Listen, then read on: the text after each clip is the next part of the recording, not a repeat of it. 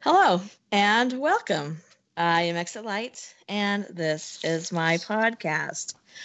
Today I have with me Rob. Say hello, Rob. Hi guys. I have Jory. Hello, everyone. Jeremy is here, but Jeremy is not feeling well, so we might not hear him talk. But he is here. So if he feels like he has something he wants to say and add, then he will do that, but he's not feeling very well at all. And you'll also notice that the pictures for Joy's podcast are going to be in a what's the word I'm looking for? A loop. Slideshow. Yes, yeah. Thank you.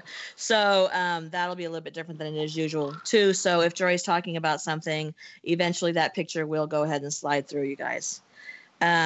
Couple things before we get started. Next week is our roundtable, and if you would like to support this channel and have the added benefits of being able to call in during the roundtable, and after the roundtable, when you become a Patreon member, you'll be able to call in during a show. And Jeremy has set up a room in Discord for Patreon members, so you guys can chat amongst yourselves. And all the money that we're getting will be used for merchandise to give away for the channel and also to sell, if you guys would like to buy that, because I think you guys need a Chupacabra shirt. Another thing is, I have started another channel. Yes. It is absolutely nothing like this channel in that it's a children's channel, and I narrate classic children's stories. So if you have children, if you know children, if you know people who have children, do not approach strange children in public or anywhere else that would like to hear stories. And the age range, I would say, is probably, from 2 to 5. Moderator Josh is going to put the link to that page. It's called Nightlight Bedtime Stories. If you guys want to head over there, or if you as adults would like to go over there and listen to me read you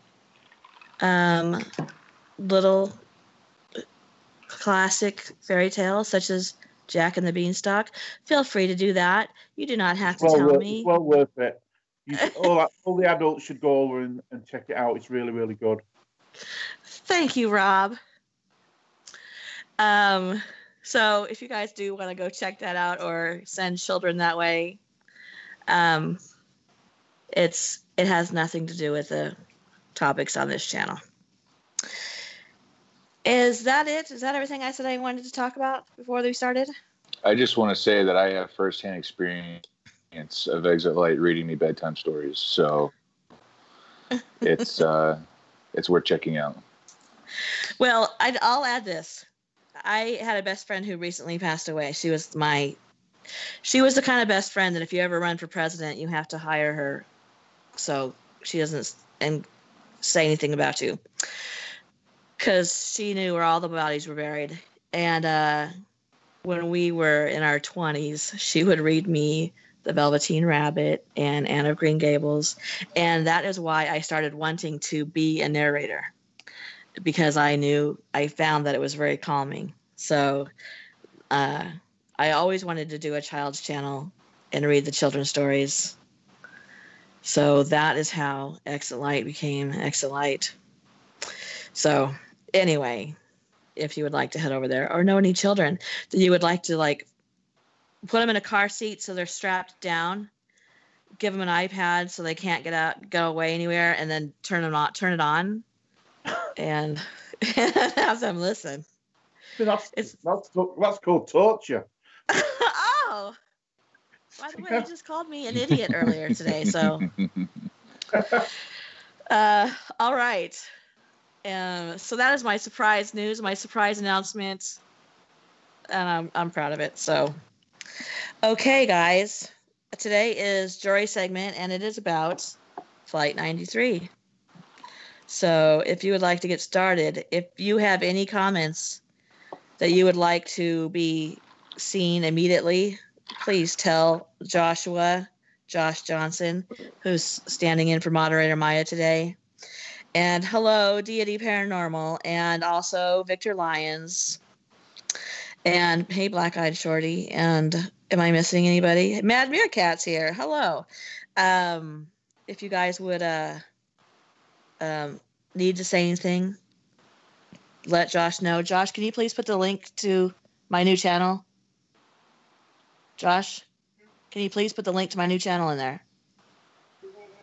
It won't let you put the link? No, it says remove the web address and then try again. Okay. Well, he won't let him put the link, so awesome. We'll figure it out. Yes. Well, it's called Nightlight Storytime. So if you guys want to go look at that. Okay. Let's get ready. So just fair warning to everybody. There is a lot by the of way, I'm sorry. Can I say something? I'm sorry. Mad Meerkat said the secret is revealed. And yes, thank you for keeping that for me, Mad Meerkat. I put a story up just to grab the link off of it. And Mad Meerkat happened to be there right at the exact same time. And he heard my story, The Shoemaker and the Elves. And he even commented and said he liked it.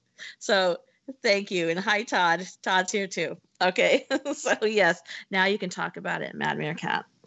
All right. Let's go. I'm sorry, Jory. Oh, it's my turn now? Okay. Oh my. You guys are feeling frisky today. Anyways, there's a lot of information. I'm going to try and condense it down. Sources are pretty much Wikipedia, and I'll name the other source when I get to it. But right now I'm just going to start with what common knowledge to the public of Flight 93. United Airlines Flight 93 was a domestic scheduled passenger flight that was hijacked by 4 al-Qaeda terrorists on board as part of the September 11th attacks. It crashed into a field in Somerset County, Pennsylvania, during an attempt by the passengers and crew to regain control. All 44 people aboard were killed, including the 4 hijackers, but no one on the ground was injured. The aircraft involved, a Boeing 757-222, sorry, I might be clearing my throat a little bit every now and then. It's giving me issues. Was flying United Airlines' daily scheduled morning flight from Newark International Airport, New Jersey, to San Francisco International Airport, California. And I know in the pictures there's a flight path that shows it originally leaving New Jersey, and then it starts to wing back towards Washington. The hijackers stormed the aircraft's cockpit approximately 46 minutes after takeoff. The pilot and first officer took measures, such as deactivating the autopilot, to hinder the hijackers. However, Zayed Jahar, who had trained as a pilot, took control of the aircraft and diverted it back toward the East Coast in the direction of Washington, D.C. Khalid Sheikh Mohammed and Ramzi bin al, I'm sorry, Middle Eastern names always tickle me. Khalid Sheikh Mohammed and Ramzi bin al have claimed that the intended target was the Capitol building. After the hijackers took control of the plane, several passengers and flight attendants learned from phone calls that suicide attacks had already been made by hijacked airliners on the World Trade Center in New York City and the Pentagon in Arlington County, Virginia. Many of the passengers then attempted to regain control of the aircraft from the hijackers. During the struggle, the plane crashed into a field near a reclaimed strip mine in Stony Creek Township near Indian Lake and Shanksville, about 65 miles southeast of Pittsburgh and 130 miles northwest of Washington. For our English viewers, that is 105 kilometers southeast of Pittsburgh and 210 kilometers northwest of Washington, D.C. or kilometers, I'm sorry. Tomato, tomato. A few people witnessed the impact from the ground, and news agencies began reporting the event within an hour. Of the 4 aircraft hijacked on September 11th, the others were American Airlines Flight 11, United Airlines Flight 175, and American Airlines Flight 77. United Airlines Flight 93 was the only aircraft that did not reach its hijackers' intended target. Vice President Dick Cheney in the Presidential Emergency Operations Center deep within the White House authorized Flight 93 to be shot down, but upon learning of the crash is reported to have said, "I think an act of heroism just took place on that plane." A temporary memorial was built near the crash site soon after the attacks. Construction of a permanent Flight 93 National Memorial was dedicated on September 10th, 2011, and the concrete and glass visitor center situated on a hill overlooking the site was opened exactly 4 years later. So it pretty much states that this flight was intended for the Capitol building, and due to the heroism of the passengers on the plane, whether it was them thinking that they might be able to save themselves, or if they knew that if they could take the plane down, they would save more lives, was able to bring it down just outside of a small in Pennsylvania. And I think, in my personal opinion, that if that is the case, and I'm not saying it's not, because I don't want to offend anybody, that is a pretty heroic thing to take into your hands, to realize the situation you're in and think about other people first, you know? Right. Yeah. All right.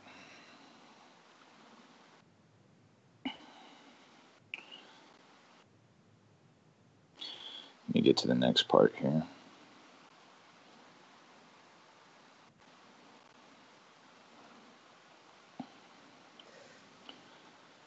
Sorry, I have a lot of information here, so I just want to make sure I get everything right. It's okay.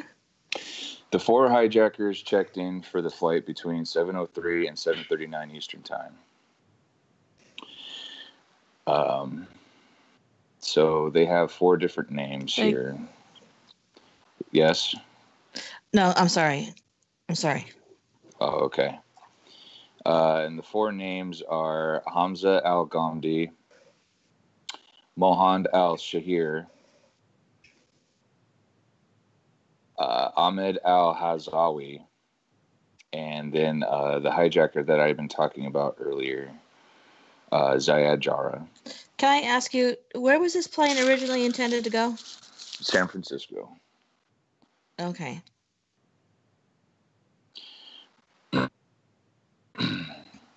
At 7:03, Ghamdi checked in without any luggage, while Nami checked in 2 bags. At 7:24, Haznawi checked in 1 bag, and at 7:39, Jarrah checked in without any luggage. Haznawi was the only hijacker selected for extra scrutiny by the computer-assisted passenger pre-screening system.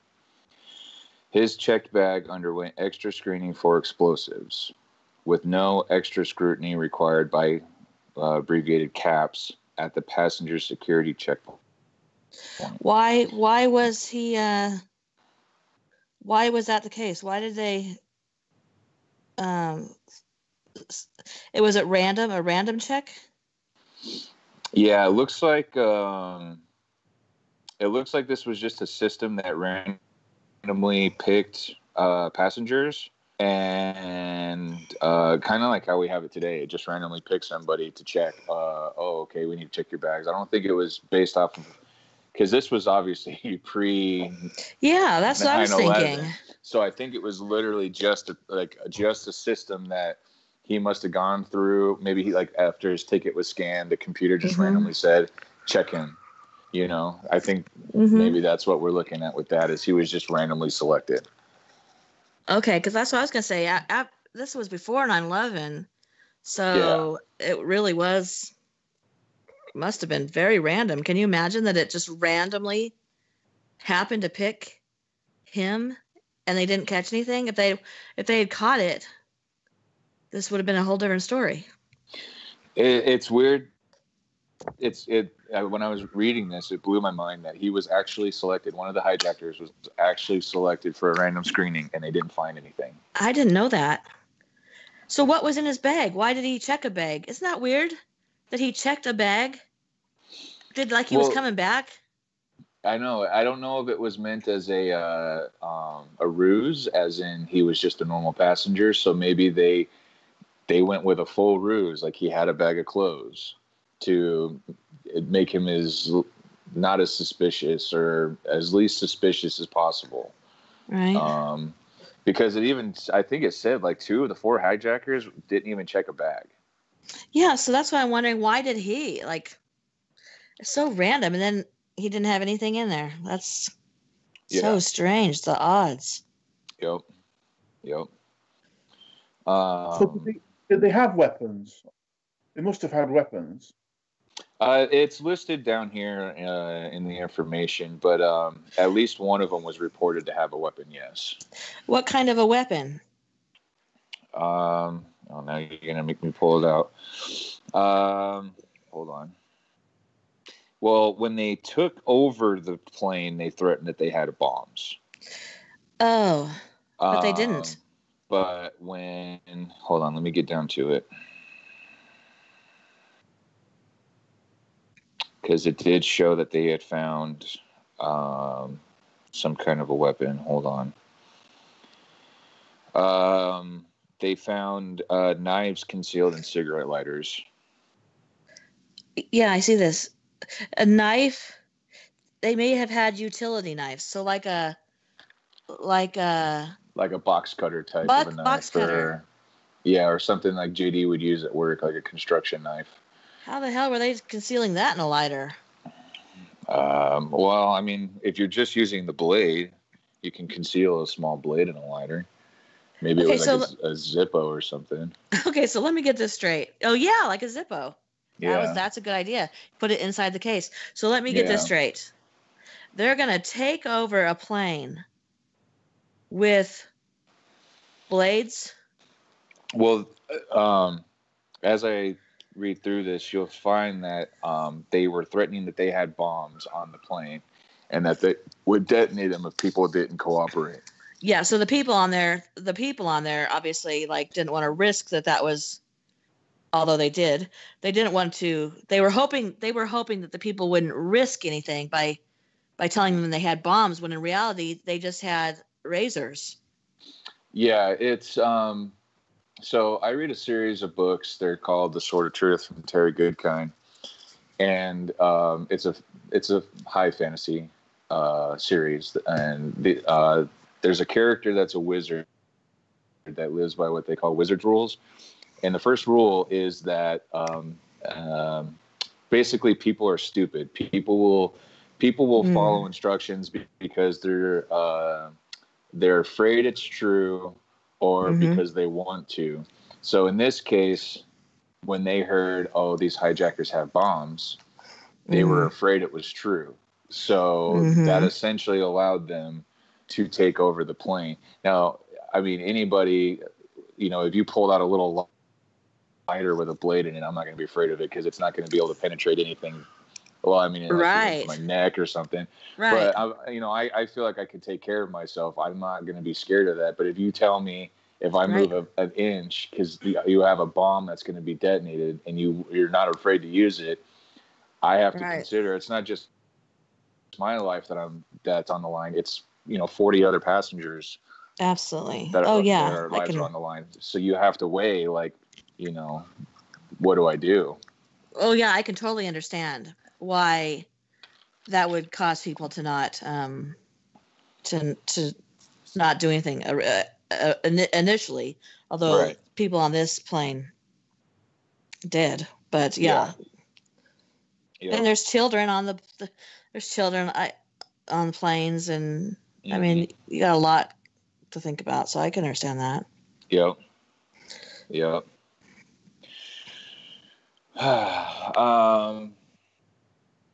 Okay. Hasnaoui and Gandhi boarded the aircraft at 7:39 and sat in first class seats 6B and 3D, respectively. Nami boarded 1 minute later, and he sat in first class seat 3C. Ziad Jarrah, which he, from my research, he pretty much was the leader of this particular operation, called his girlfriend from a public telephone at the airport and repeated the words, "I love you," over and over to her. He then boarded at 7:48 and sat in seat 1B. The aircraft was scheduled to depart at 8 and pushed back from gate A17 at 8:01. And I have a picture of that gate. They actually fly a flag from that gate right now in memoriam for that flight. Really? Yeah.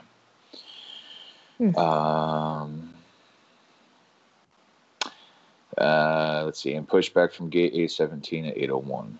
A gate subsequently used by Air Canada as of 2018. It remained delayed on the ground and did not take off until 8:42 because of heavy airport congestion. The 3 other hijacked flights all departed within 15 minutes of their scheduled times. By the time Flight 93 became airborne, Flight 11 was 4 minutes away from hitting the North Tower, and Flight 175 was being hijacked. Flight 77 was climbing normally and was 9 minutes away from being hijacked.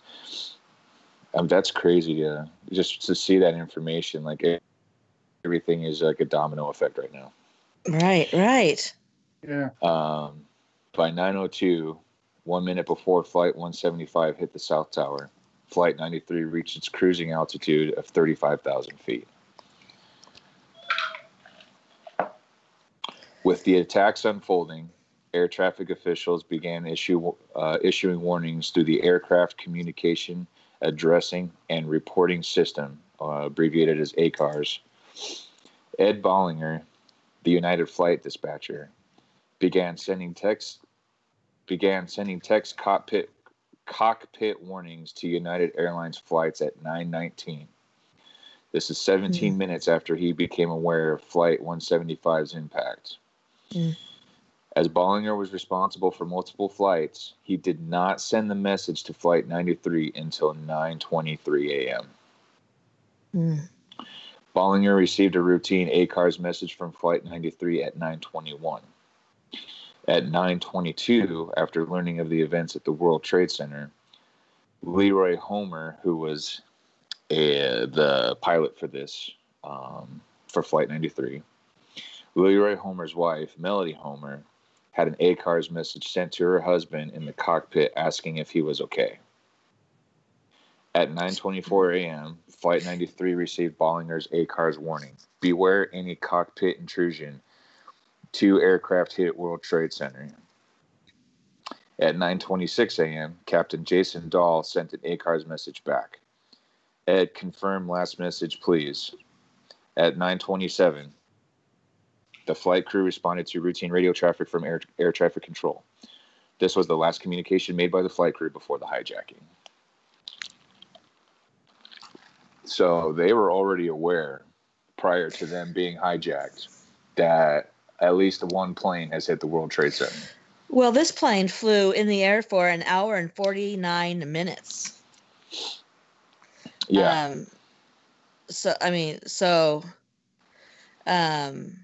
When they knew that planes were being hijacked, and with the pilot not responding, and I'm sure you'll get. Go ahead. It just seems like somebody did probably figure that out. I would think. Right. Okay, so this portion will be talking about the actual hijacking. Can I just ask a quick question? Uh-huh. Can I ask you a quick question, please? Yeah. When the planes hit the World Trade Center, were all other aircraft grounded then? Was it, or did they wait? I don't think they waited I don't think they started grounding aircrafts until after the second plane hit, right, Mom? Yeah, Because and they thought this the first one was a fluke. every plane that was in the air at the time was allowed to stay in the air to their destination because they didn't know what was happening. But after the second airplane, they started grounding airplanes. But by then, this airplane, the airplane that went to the Pentagon, they were already in mid-flight. Right. And then I'm going to talk about, please remind me to talk about another airplane after we're done with this. Okay. Okay. Sorry to interrupt. No, No, you're no. right. Yeah, we're talking. The hijacking on Flight 93 began at 9:28 a.m. By this time, Flights 11 and 175 had already crashed into the World Trade Center, and Flight 77 was within 9 minutes of striking the Pentagon. So at this point, both planes had hit the World Trade Center. So now the whole entire country is in mass panic, and these people are being hijacked. Right. Oh man, that's just like sitting here reading this so many years later, it gives me an adrenaline rush. Just sort of like, man, I can't even begin to think about being in that situation. I every time I've flown since then, it of course comes into my mind, and I look around through the plane, and I see so many small children and babies and because I think as a self-defense mechanism, when I picture these airplanes, I kind of picture adults. It's just adults, Yeah. And but anybody who flies knows that it's pretty rare to be on an airplane with just adults. So when I look around and see the reality of who's on an airplane, somebody's grandma and grandpa going on their 50th wedding anniversary celebration, a dad who is bringing his kids to Disneyland, this reality of what is really happening on the airplane and what these people really were doing. And it just strikes me it's hard to even to think about. Yeah, it is. The hijackers on those flights had waited no more than 30 minutes to commandeer the aircraft, most likely striking after the seatbelt sign had been turned off and cabin service had begun. It is unknown why the hijackers on Flight 93 waited approximately 46 minutes to begin their assault. At 9:28 a.m., First Officer Leroy Homer managed to transmit to the ground, shouting, "Mayday, Mayday, get out," over the radio amid sounds of violence. A Cleveland air traffic controller replied, "Somebody call Cleveland," but received no reply. 35 seconds after the first Mayday call, the crew made another transmission. Homer shouted, "Mayday, Mayday, get out of here. Mayday, get out of here." The flight suddenly dropped 685 feet in half a minute before the hijackers managed to stabilize the aircraft. The exact time at which Flight 93 came under the hijackers' control cannot be determined. Officials believe that at 9:28, the hijackers assaulted the cockpit and moved the passengers to the rear of the plane at the same time to minimize any chance of either the crew or the passengers interfering with the attack. While the other hijacked flights were taken by 5-man teams, Flight 93 had only 4 hijackers, leading to speculation of a possible 20th hijacker. Mm-hmm. The 9/11 Commission believed that Mohammed al-Qahtani was the likely candidate for this role, but was unable to participate as he had been denied entry into the United States 1 month earlier. With many passengers saying in phone calls that they saw only 3 hijackers, the 9/11 Commission believed Jory remained seated until the crew were overpowered and passengers were moved to the back of the aircraft and then took over the flight controls out of the sight of the passengers. The flight recordings revealed that Captain Jason Dahl and First Officer Leroy Homer survived the initial attack and were still alive after the hijackers took over the plane. Dahl and Homer took actions to interfere with the hijackers, including disengaging the autopilot just before the hijackers took over in order to prevent them from setting the plane's target coordinates for Washington, D.C. Why did they think it was going to Washington, D.C.? What led them to believe this? I think it's stating that as a fact now, but I think at the time they just disengaged the autopilot to keep them from being able to do whatever they intended to do. Right. Okay. Because I don't think they were saying later, we're going to use this plane as a bomb to go into Washington, D.C. No, it was stated later that the intended target was the Capitol building. So we know the plane was destined for Washington, D.C., but I think in the heat of the moment, they disengaged autopilot to make it harder for them to control the plane. Well, that's what I'm saying. I'm saying they said they disengaged it so that they couldn't use it to go to Washington, D.C., but the reality was, I don't think they were on there announcing their flight plan. No, yeah, I agree with you. I think it's this information is stating it now as a fact in terms of we know it was going to Washington, D.C., but they didn't know. And I have a question. Huh. Why? Okay, so in my personal opinion, there was a situation at the time where there was no readily available Air Force defense system. It took a while because they were on war maneuvers and they had been sent to Canada and out to sea and all this other stuff. Okay. So let's say that they knew that this was the case, and you're going to go to the Capitol building. Why would you go to the Capitol building? Why wouldn't you go to the White House?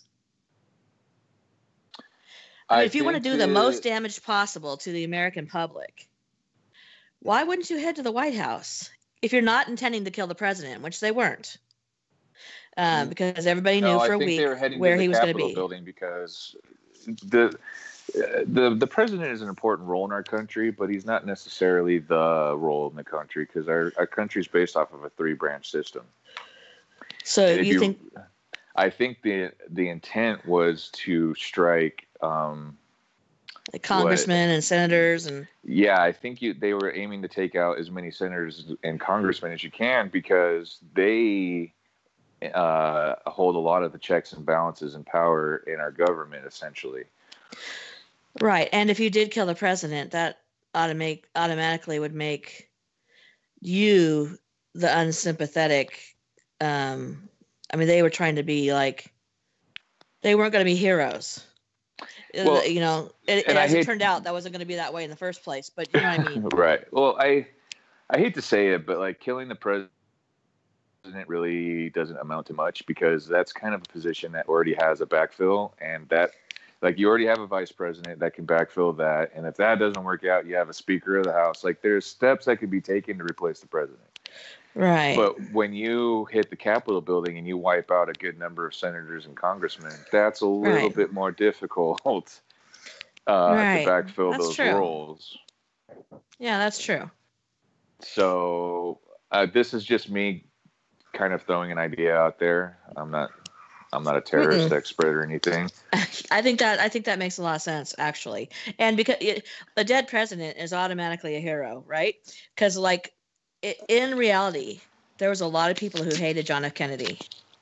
Yeah. I mean, that's a reality. If you actually watch the videos of the day that he was in Dallas, there was a lot of people protesting him that they didn't want to have Black people to have the same civil liberties, and they were upset about the direction that the country was going. But through the eyes of history, John F. Kennedy is a hero to everybody, and the same thing would happen with any president who was assassinated. Their legacy would become automatically something different than possibly the reality of at the time. Mm-hmm. So it would be a disservice to a terrorist to actually make then a president this huge hero, I suppose. You know what I mean? Right, a martyr, so to speak. A martyr, yes. Mm-hmm. They wanted to be the martyrs. Mm-hmm. That's right, yeah. And Um, knowing George Bush, he probably would have lived anyway. well, I think you got to think at the same time, they probably knew that George Bush was in Florida because we talked about it earlier. His plans had been known for days, what he was going to be doing.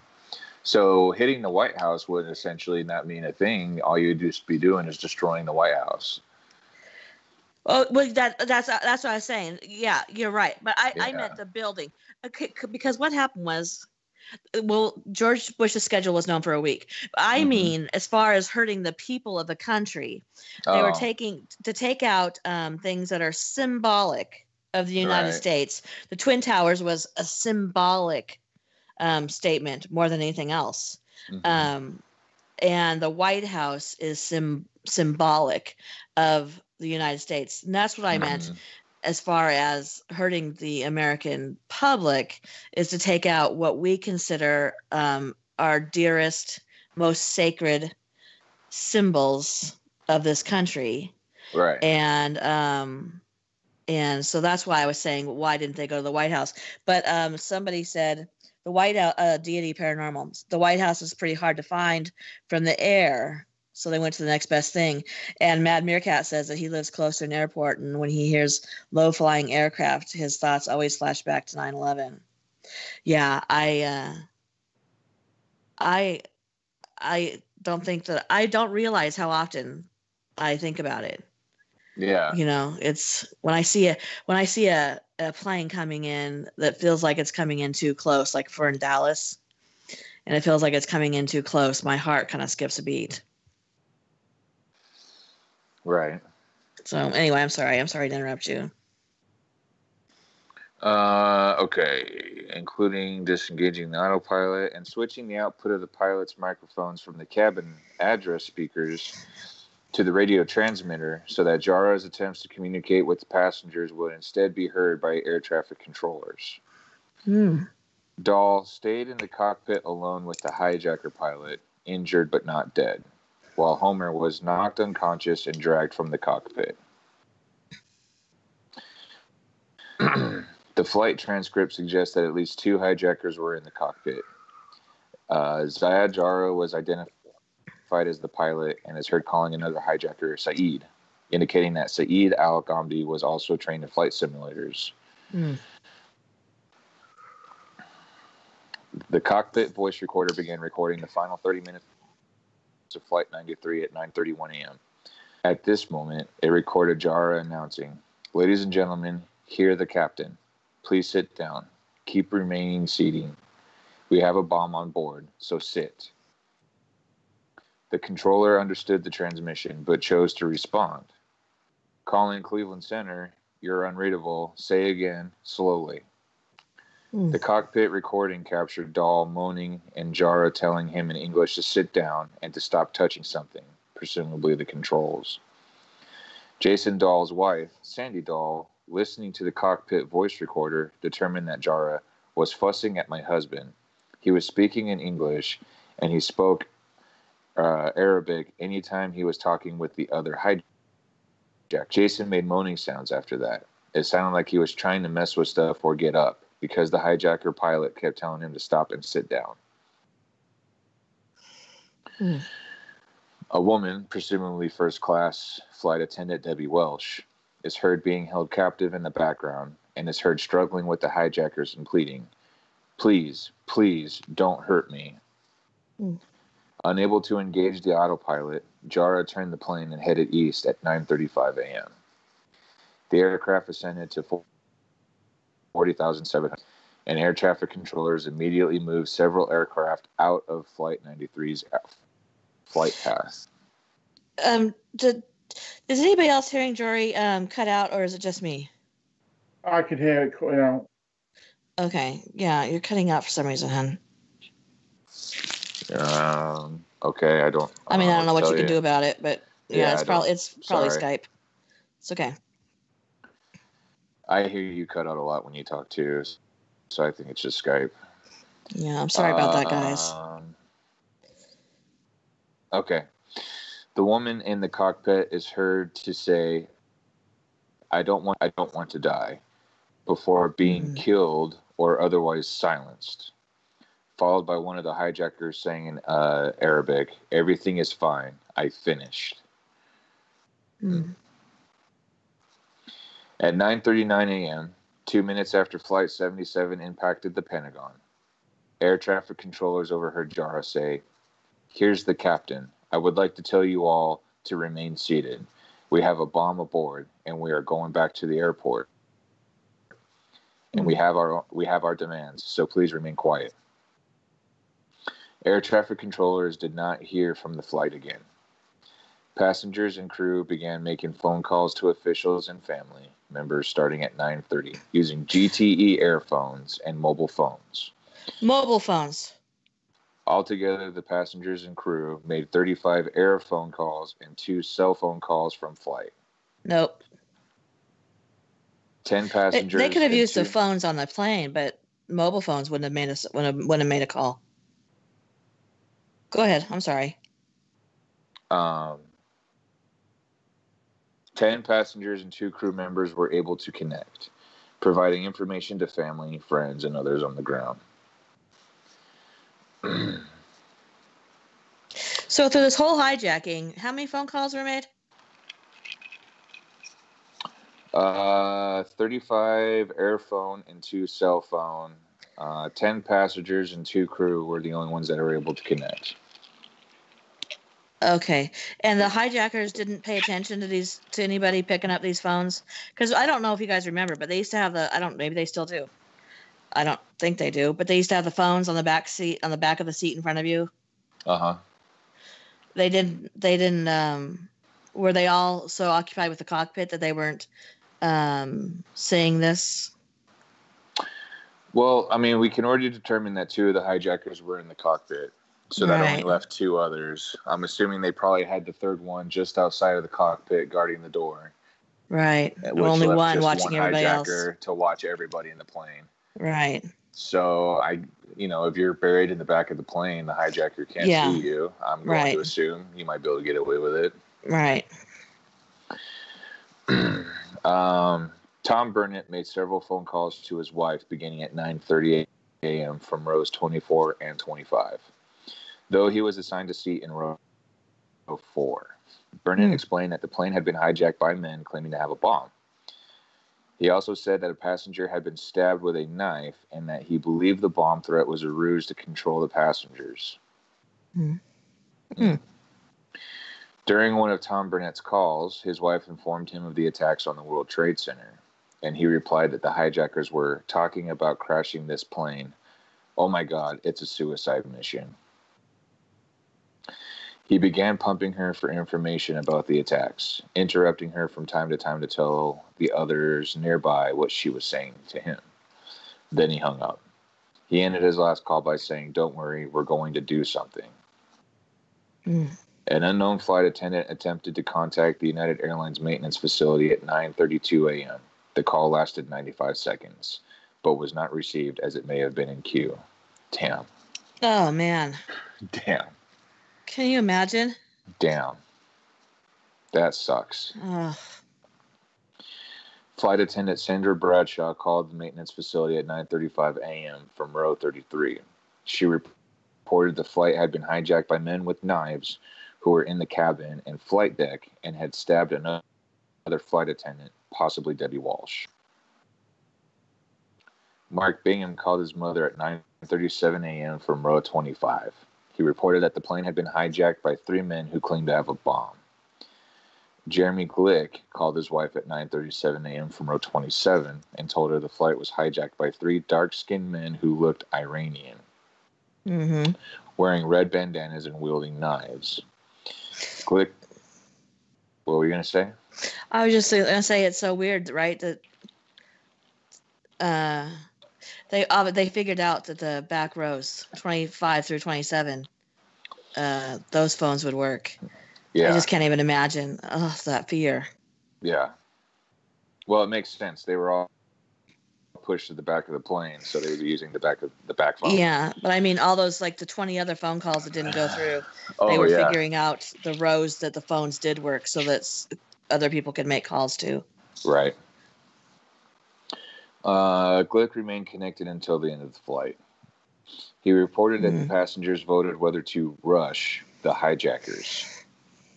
The United Air Traffic Control Coordinator for West Coast flights, Alessandro Rogers, alerted the Federal Aviation Administration. Hold on. Okay. Alerted the FAA, Herndon Command Center in Herndon, Virginia, that Flight 93 was not responding and was off course. A minute later, the transponder was turned off, but the Cleveland controller continued to monitor the flight on primary radar. The Herndon Center relayed information on Flight 93 to FAA headquarters. Joseph DeLuca called his father at 9:43 a.m. from row 26 to inform him the flight had been hijacked. Todd Beamer attempted to call his wife from row 32 at 9:43 a.m., but was routed to GTE phone operator Lisa D. Jefferson. Excuse me. Beamer told the operator that the flight was hijacked and that two people who he thought were the pilots were on the floor dead or dying. He said one of the hijackers had a red belt with what looked like a bomb strapped to his waist. When the hijackers veered the plane sharply south, Beamer briefly panicked, exclaiming, "We're going down, we're going down." Meanwhile, Dahl continued to struggle in the cockpit, refusing to allow a hijacker to engage the autopilot and thereby set its coordinates for their target, Washington, D.C. The hijackers were heard to say, "Inform them and tell them to talk to the pilot. Bring the pilot back," possibly referring to Homer. A United employee in San Francisco, California sent an ACARS message to the flight at 9:46 a.m. Heard report of incident. Please confirm all is normal. Linda Gronlund called her sister, Elsa Strong, at 9:46 a.m. and left her a message saying that there were men with a bomb. Jeez. Flight attendant C.C. Lyles called her husband at 9:47 a.m. and left him a message saying the plane had been hijacked.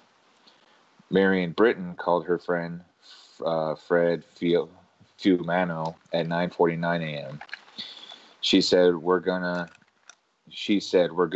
They're gonna kill us. You know, we're gonna die." And I told her, "Don't worry. They hijacked the plane. They're gonna take you for a ride. You go to their country and you come back. You stay there for vacation."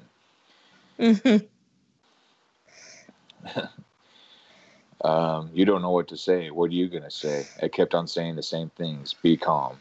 And she was crying and, more or less crying and screaming and yelling. Flight attendant Sandra Bradshaw called her husband at 9:50 a.m. and told him she was preparing scalding water to throw at the hijackers. And that's not, I'm not trying to laugh at that. That's funny. I just got an image in my head of one of the hijackers, just his face burning from the water and him screaming. I wish. Right. Passenger Lauren Grancolas called her husband twice, once before takeoff and once during the hijacking. He missed both of her calls. Damn. She then passed her phone to Honor Elizabeth Wayno. Wayno called her stepmother at 9:53 a.m. and concluded 4.5 minutes later by saying, "I have to go. They're breaking into the cockpit. I love you." Jara dialed in the VHF omnidirectional range frequency for the VOR navigational aid at Reagan National Airport at 9:55 a.m. to direct the plane towards Washington, D.C. Bradshaw, on the phone with her husband, said, "Everyone is running up to first class. I've got to go. Bye." Beamer told Jefferson that the group was planning to jump on the hijackers and fly the plane into the ground before the hijackers' plan could be followed through. Beamer recited the Lord's Prayer and the 23rd Psalm with Jefferson, prompting others to join in. Beamer requested of Jefferson, "If I don't make it, please call my family and let them know how much I love them." After this, Jefferson heard muffled voices and Beamer clearly answering, "Are you ready? Okay, let's roll." These were Beamer's last words to Jefferson. During the hijacking, Flight 93 passed within 1,000 feet of a NASA KC-135 returning from a microgravity flight over Lake Ontario. NASA pilot Dominic Del Rosso recalled how odd the silence on the radio was that morning. The passenger revolt on Flight 93 began at 9:57 a.m. after the passengers took a vote amongst themselves about whether to act. By this time, Flight 77 had struck the Pentagon, and Flights 11 and 175 had struck the World Trade Center towers. As the revolt began and the hijackers started maneuvering the plane around violently, the plane left its Washington, D.C. course. The hijackers in the cockpit became aware of the revolt at 9:57 a.m., Jory exclaiming, "Is there something? A fight?" Edward Felt dialed 911 from his cell phone from the rear lavatory of the aircraft, seeking information at 9:58 a.m. His call was answered by dispatcher John Shaw, and Felt was able to tell him about the hijacking before the call was disconnected. Multiple news reports, originally based on a 911 supervisor's account after having overheard the call, asserted that Edward Felt reported hearing an explosion and seeing smoke from an undetermined location on the plane. These reports were not corroborated by Shaw or Felt's wife, Sandra, who listened to the recording afterwards. It's weird. Well, as far as the recording goes, they weren't allowed to listen to the last 3 minutes of that recording. Nobody has been able to. They stopped. They showed the press and the family, but did not allow them to hear the last 3 minutes, where the 911 caller, that the dispatcher, would have been able to hear those last 3 minutes. So it might be possible that they can't corroborate it because they weren't allowed to hear what he was hearing live in the moment. C.C. Lyles called her husband once more from his cell phone and told him the passengers were forcing their way into the cockpit. Jory began to roll the plane left and right to knock the passengers off balance. He told another hijacker in the cockpit at 9:58 a.m., just 2 seconds before the South Tower collapsed. "They want to get in here. Hold from the inside, hold from the inside, hold." Jory changed tactics at 9:59 a.m. and pitched the nose of the airplane up and down to disrupt the assault. The cockpit voice recorder captured the sounds of crashing, screaming, and the shattering of glass and plates. 3 times in a period of 5 seconds, there were shouts of pain or distress from a hijacker outside the cockpit, suggesting a hijacker that was standing guard outside the cockpit was being attacked by the passengers. So that pretty much confirms that third hijacker was sitting outside the cockpit, guarding the door. Jory stabilized the plane at 10 o'clock a.m. 5 seconds later, he asked, "Is that it? Shall we finish it off?" Another hijacker responded, "No, not yet. When they all come, we finish it off." Jory once again pitched the airplane up and down. A passenger in the background cried, "In the cockpit. If we don't, we'll die." At 10 a.m. and 25 seconds, 16 seconds later, another passenger, identified as Tom Burnett, yelled, "Roll it," possibly referring to using the food cart. The voice recorder did not record the sound of the passengers using the food cart as a battering ram against the cockpit door. Jory ceased the violent maneuvers at 10:01 a.m. and recited the takbir several times. He then asked another hijacker, "Is that it? I mean, shall we put it down?" The other hijacker responded, "Yes, put it in it and pull it down." The passengers continued their assault, and a male passenger said, "Turn it up." A second later, a hijacker said, "Pull it down." At 10:02 a.m., Jory was heard to plead, "Hey, hey," and then "Give it to me," repeated 8 times in succession, possibly referring to the plane's yoke. The airplane plummeted into a nosedive with the yoke turned hard to the right. The airplane rolled upside down, and one of the hijackers began shouting the takbir. Amidst the continued sounds of the passenger counterattack, the aircraft picked up speed. Whooshing and shrieking picked up on the recorder, and the hijackers inside the cockpit are heard yelling, "No!" at the sound of breaking glass, presumably from the food cart. and that the final spoken words on the recorder seemed to be an inexplicably calm voice in English instructing, "Pull it up." The plane then finally plowed into an empty field in Stony Creek, Pennsylvania, about 20 minutes flying time from Washington, D.C. The last entry on the voice recorder was made at 10:03 a.m. The last piece of flight data was recorded at a second later. There is some controversy between some of the family members of the passengers and the investigative officials as to whether the passengers managed to breach the cockpit. The 9/11 Commission report concluded that the hijackers remained at the controls but must have judged that the passengers were only seconds from overcoming them. However, many of the passengers' family members, having heard the audio recordings, believe that the passengers breached the cockpit and killed at least one of the hijackers guarding the cockpit door. Some interpreted the audio as suggesting that both the passengers and hijackers struggled for control of the yoke. Vice President Dick Cheney, in the Presidential Emergency Operations Center deep under the White House, authorized Flight 93 to be shot down, but upon her learning of the crash, is reporting to have said, "I think an act of heroism just took place on that plane." So that whole section was the hijacking. Okay. That's crazy to hear it all like that. That's essentially 30 plus minutes of people being hijacked, and essentially everybody trying to call their loved ones to tell them they love them, and all kind of coming to the conclusion that they probably weren't going to make it out alive. Yeah. That's crazy. That's horrific. Must have been horrible knowing that you're going to die and not being able to do anything about it. Yeah. Yeah. Yeah. I couldn't imagine. Okay, so we'll talk about the crash a little bit. At 10:03 a.m. near Indian Lake in Shanksville, Pennsylvania, the plane crashed into a field near a reclaimed coal strip mine known as the Diamond T mine, owned by PBS Coals in Stony Creek Township in Somerset County. As in the public broadcasting system? I thought they were they filming Sesame Street?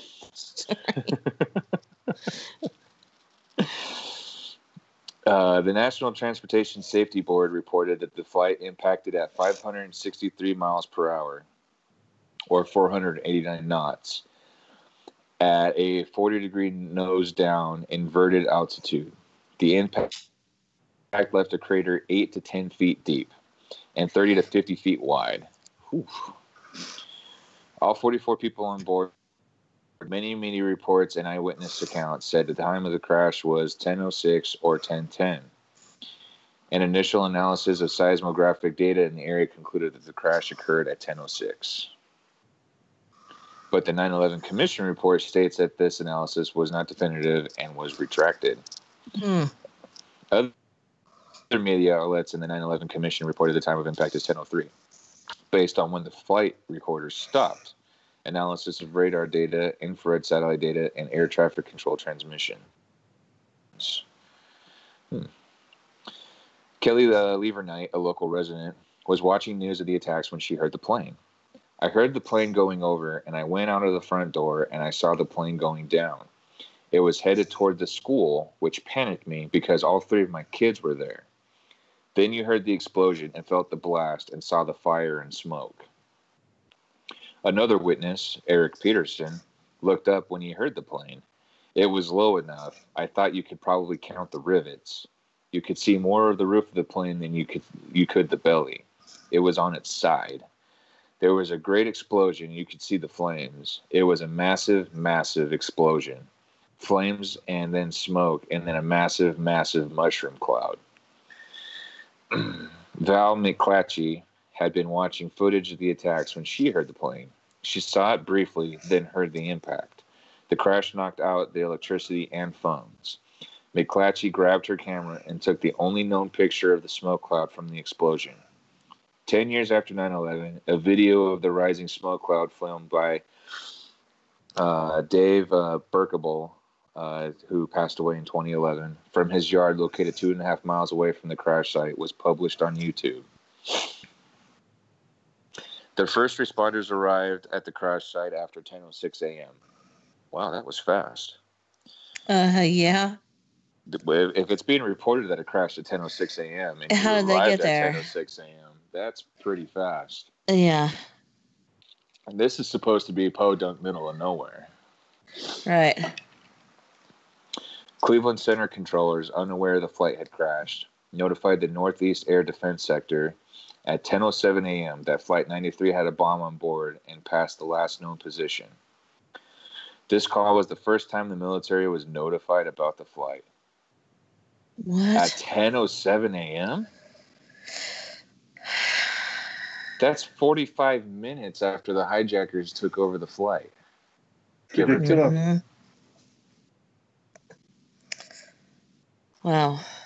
Wow. But was it Dick Cheney or someone? Didn't he say that he was going to have the flight shot down? Uh-huh. So the military must have known.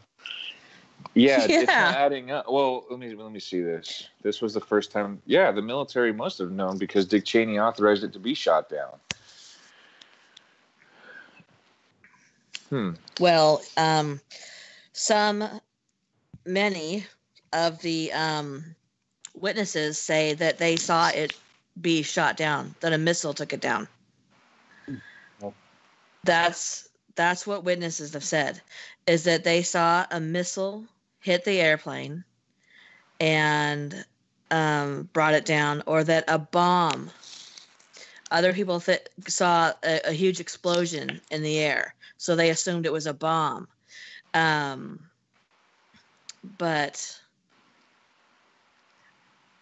which could explain why. I mean, if you can see the area where that airplane hit, it's unlike any other airplane crash you've ever seen in history. It is dust. There's nothing. And it's not like any airplane crash you've ever seen before. Decimated. There's hardly anything there.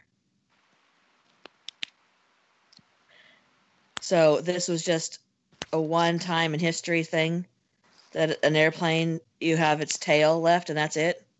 I mean, literally, its tail wing. And that's it? Everything else? It's like the Pentagon again, isn't it? I mean, yeah, I found the wing from the Pentagon. It's here in Pennsylvania. Yeah, it just gone. Nothing. And go ahead, Jory. Okay, Ballinger sent one final ACARS message to Flight 93 at 10:10 a.m. Don't divert to DC, not an option. He repeated the message 1 minute later. The Herndon Command Center alerted FAA headquarters that Flight 93 had crashed at 10:13 a.m. What? Oh, they were alerted at 10:13. Yeah. Okay. Needs called the Washington Air Route Traffic Control Center for an update on Flight 93 and received notification that the flight had crashed. At 10:37 a.m., CNN correspondent Aaron Brown, covering the collapse of the World Trade Center, announced, "We are getting reports, and we are getting lots of reports, and we want to be careful to tell you when we have confirmed them and not. But we have a report that a 747 is down in Pennsylvania, and that remains unconfirmed at this point." Mm-hmm. He followed that up at 10:49 a.m. by reporting that we have a report now that a large plane crashed this morning north of the Somerset County Airport, which is in western Pennsylvania, not too terribly far from Pittsburgh, about 80 miles or so. A Boeing 767 jet. Don't know whose airline it was, whose airplane it was, and we don't have any details beyond that which I have just given you. In the confusion, he also erroneously reported a second hijacked plane heading for the Pentagon after the crash of the first. Okay, so this is where we'll start talking about what you were kind of hinting at earlier. Flight 93 fragmented violently upon impact. Most of the aircraft wreckage was found near the impact crater. Investigators found some very light debris, including paper and nylon, scattered up to 8 miles from the impact point in New Baltimore. Doesn't that seem like more like there was an explosion in the air? Yeah, I'm just reading like public knowledge stuff now. Yeah. And then conspiracy theory stuff I'll get into in a little bit. We'll start to touch on. Wow. If I remember correctly, it'll touch on a little bit more on why you were finding stuff so many miles away from the wreckage. Mm-hmm. Other tiny aircraft fragments were found 1.5 miles away at Indian Lake. All human remains were found within a 70-acre area surrounding the impact point. Somerset County Coroner Wally Miller was involved in the investigation and identification of the remains. In examining the wreckage, the only human body part he could see was part of a backbone. Ugh.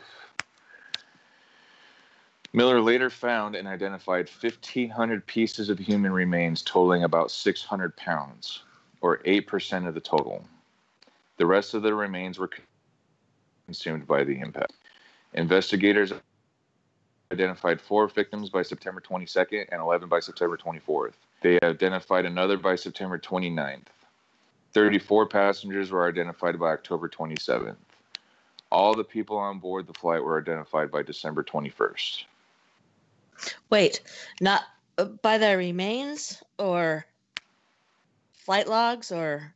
I'm assuming they went by flight logs with who was on the plane and then started from there. But were these, if they only found 600 pounds of body parts, were they able to? They couldn't have been able to identify everybody from that, right? Well, they found 1,500 pieces of human remains totaling about 600 pounds. So I'm not a medical examiner, but I'm assuming they probably found a little bit of everybody. And that's all that was left. Yeah. Has there ever been another crash that just left that? I don't know. Besides the Twin Towers and the Pentagon? Human remains were so fragmented that investigators could not determine whether any victims were dead before the plane even crashed. Mm-hmm. Death certificates for the 40 victims listed the cause of death as homicide and listed the cause of death for the 4 hijackers as suicide. The remains and personal effects of the victims were returned to the families. The remains of the hijackers, identified by the process of elimination, were turned over to the FBI as evidence. Investigators also found, and now I'm down here, a knife concealed in a cigarette lighter. They located the flight data recorder on September 13th and the cockpit voice recorder the following day. The voice recorder was found buried 25 feet below the crater. But they didn't find the black box. No. No. No, I don't think they did. No, it's they didn't find the black box. It doesn't say it. In any of the flights, for the first time in history, it had another miracle besides the towers. They found the black box for the Pentagon plane. They did? I thought they found a voice recorder. Okay. But it was taken away. That guy found it, didn't he? You remember? Oh, yeah, the guy. Yeah. He found it, and it was taken away. But you've got 4 plane crashes here. You've got the 2 that were flown into the Twin Towers. You've got the one that went down, and this one. They're all very similar, aren't they? They're all really, really similar. There's not very much wreckage. And the wreckage isn't like a normal plane crash because there's usually seats and people. There's usually a lot more debris. Well, yeah. So, well, I'm reading on Forbes.com where it says the reasons that the black boxes weren't found. It says they certainly are not meant to withstand the concrete grindstone of a 100-story building collapse. And if they were in the structure, they would have been heavily damaged. They likely, and then they're talking about the one from Pennsylvania too. They likely melted, then ground into sawdust. The flight recorders, first time in history that not the flight recorders, the black box. And by the way, they are built to withstand these types of things. The Pentagon, not the Pentagon, the Twin Towers. There was firefighters who witnessed FBI or people they assumed to be FBI who had found the black box. The black box. They're not black, are they? They're like a orange or yellowy color. Yeah. Being found and being put in the back of SUVs with blacked out windows and never seen of again. Because I remember watching this on YouTube. The firefighters came on, were willing to be filmed, saying, "Yeah, we found at least one of the black boxes." Wow! And it was taken away. All right, Jory. The FBI initially refused to release the voice recording, rejecting a request by Congresswoman Ellen Tosher and family members of those on board. The FBI subsequently allowed the relatives of Flight 93 victims to listen to the recording in a closed session on April 18th, 2002.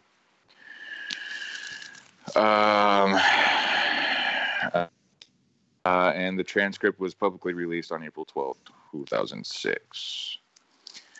All passengers and crew on board Flight 93 were nominated for the Congressional Gold Medal on September 19th, 2001. Congressman Bill Schuster introduced a bill to this effect in 2006, and they were granted on September 11th, 2014. Beamer's final words, "Let's roll," became a national catchphrase. The Port Authority of New York and New Jersey changed the name of Newark's airport from Newark International Airport to Newark Liberty International Airport, and a flag now flies over Terminal A's Gate A17. In keeping with standard airline practice after disasters, the flight number 93 was discontinued by United Airlines after the hijacking. United has many nonstops from Newark to San Francisco. As of May 2016, there is still an 8 a.m. flight from Newark to San Francisco and is still using a Boeing 757, but it is now Flight 497. Can I mention some stuff from the chat? Okay. Deity Paranormal says that for over a year before 9/11, he had premonitions of the planes hitting buildings, and then after 9/11 they stopped, and he says he's now having premonitions again, but this time it involves planes, ships, and tanks. And just as a side note, Victor Lyons came back into our chat and said, "I'm back." And our moderator, Joshua, noted that Victor Lyons came back at 9/11. Josh said, "Gasp, Victor Lyons TV, I'm back at 9/11. So I have something that's completely way off topic, but it kind of plays on what was just Deity said. Paranormal? Yeah, Deity Paranormal. So I've told you this before, I occasionally have dreams of back home in Washington where we grew up. Mm-hmm. And sometimes I'll have dreams of this house that we lived down the road from where an old friend of mine named Nick lived in. And it just is very occasional, like just a weird like dream where I remember being in his house and I'm trying to hang out with him and blah, blah, blah. And like we stopped being friends after we moved. So I haven't seen him in God knows how long, 20 plus years. And he reached out to me from on Facebook the other day, just randomly. Yeah. And Really? I'm like, what are the odds that I dream about this guy in his house of all the people that I knew in Spokane? And he finds me on Facebook. Yeah. Well, as we, most of us here know, I believe in premonitions and dreams and things like that. So I also feel like there's something's going to happen. I also feel that way. I feel it as I've said before, I have this thing where I feel like a buzz in the air when I'm having like something's going to happen. I've had that for a while, constantly. And I just don't even want to think about it. Anyway, I'm sorry, Jory. Go ahead. Spooky. Mm-hmm. All right. So this is speculation on possible destinations.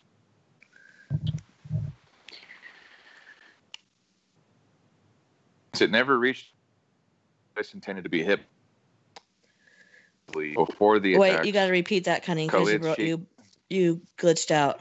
Oh, okay.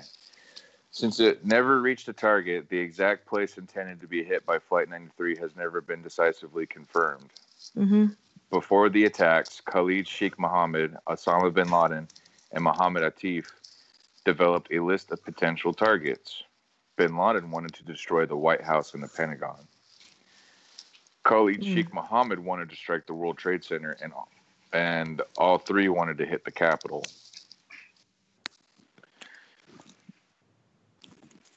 No one else was involved.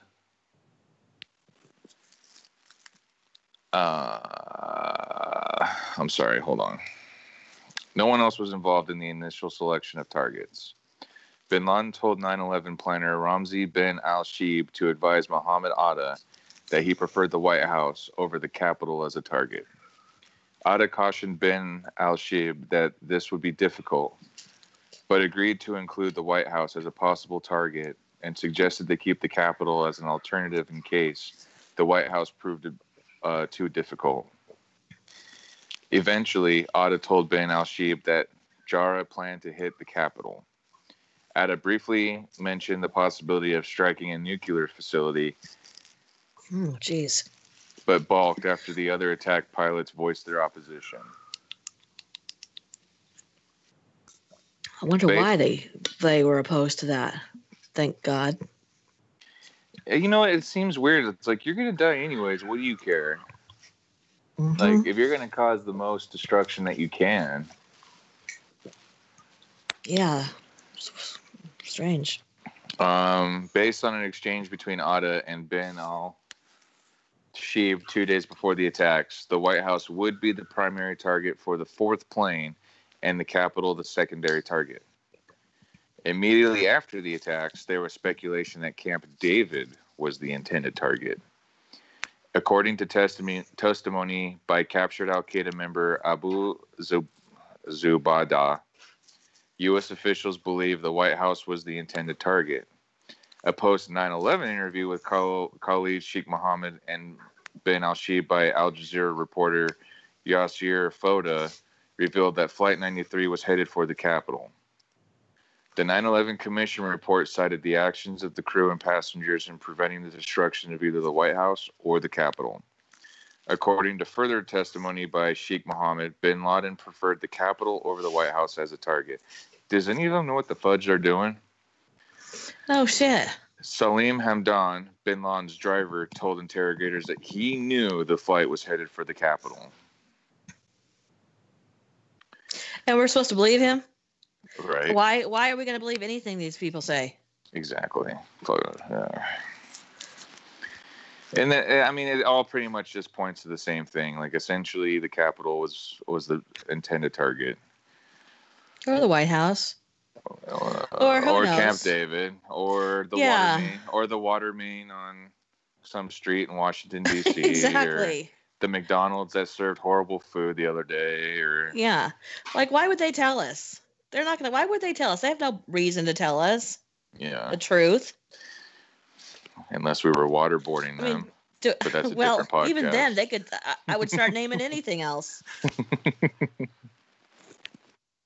Yes. Can everybody hear you, Jeremy? Yeah, they should be able to hear me now. Okay. All right, go ahead. So I did a little bit of research the other night, and from most of the sources that I found, it seemed that Osama bin Laden claims that he orchestrated the attacks to essentially have the American people rise up against their own government. He disagreed with the involvement in the Americans' involvement in Middle Eastern regimes such as Saudi Arabia, and he himself wanted to overthrow the Saudi regime because he's a Saudi. And that's why most of the hijackers were Saudi as well, because they also wanted this change to happen. So his intent was that he thought by showing the American people the kind of destruction that happens at the hand of America in all these Middle Eastern countries and put it on their doorstep with Americans being killed instead of Saudis or Iranians or what have you, that the American people will say, hey, what's our government doing? Like, it's coming back to us now. But it didn't So exactly they didn't really know happen. us very well. Yeah, they didn't know that we'd put our flags up and say, all right, who did this? All right, let's go. Yeah, exactly. It didn't work out that way, but that's from his own mouth. That's what he says. So I thought that was pretty interesting. Like, he intended for the American people to revolt because of what happened and have our American leaders back out of Middle Eastern regimes and all that. So yeah, well, he overthought it. Or underthought it. I didn't give us credit for being Americans. Yeah, we don't take kindly to that.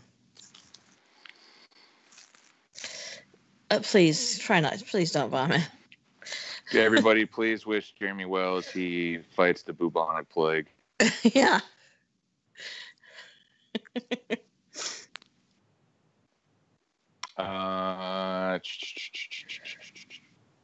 Okay, so now we're going to touch on fighter jet response. A fighter pilot based at Andrews Air Force Base, Billy Hutchinson, claims that while in the air, he spotted Flight 93 on his scope and planned to first fire his training rounds into the engine and cockpit, and then ram the airplane with his own jet. His account was published in Lynn Spencer's book, Touching History. John Farmer, senior counsel to the 9/11 Commission, pointed out that this account would have been impossible as Hutchinson's Air Andrews squadron was not in the air until 10:38 a.m., almost 30 minutes after Flight 93 had crashed. What on earth? When the 9/11 Commission asked Hutchinson why he gave this false claim, he stormed out of the room and refused to give an answer. People are weird. What? Yeah. He didn't think that maybe there's people who could discount his version? Well, it just seems weird that you would initially come out and say, oh, I had it in my scope and I could have taken it down. But I didn't. Why didn't you? Yeah. Yeah. It's weird. And then for them to come out and be like, well, you weren't in the air until 10:38, right? That's 30 minutes after it crashed. So explain that. No. I don't have to explain anything to you. You aren't the boss of me. You can't tell me what to do. People You're not my weird. mommy. I just don't get it. Yeah. Let's see. 2 F-16 fighter pilots from the 121st Fighter Squadron of the D.C. Air National Guard, Mark Sassville and Heather Penny, were scrambled in order to intercept Flight 93. The pilots intended to ram it since they did not have time to arm the jets.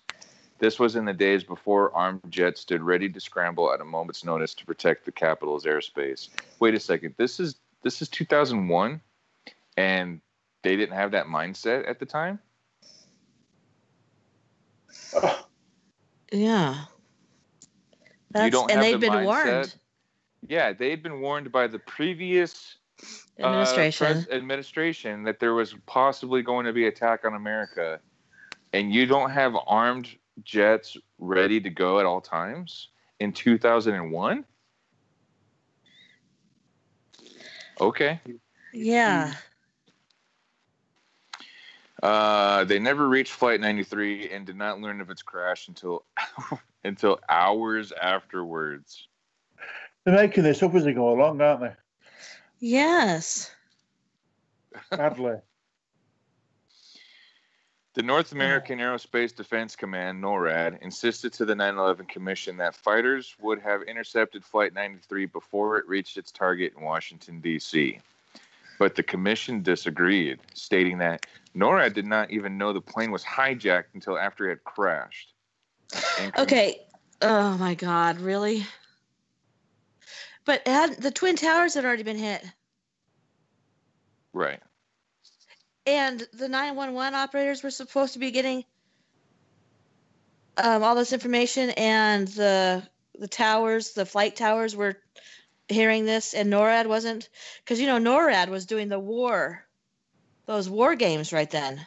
Well, I was just gonna say, like, even if you only went off of the information based on what the air traffic controllers were getting, they were being told they were hijacked, and then you had the hijackers in your fucking ear. Yeah.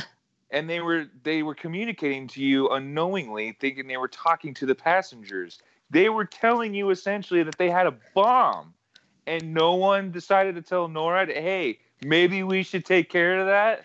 NORAD, who happens to be having war games that simulate being attacked by airplanes at the exact same time, would be like, what would be helpful? Well, NORAD has some fighter jets in the air pretending that we're being attacked. Why don't we tell them it's real? Yeah, why don't we tell them, by the way, we know you're training right now, but we have an actual real situation here, and you're already in the air. Yeah. So why don't you go that way? Jeez. Oh, shit. I just can't. Sorry. All my information went away. Oh, perfect. Hold on. Give me a second here. I'm pulling an exit light. I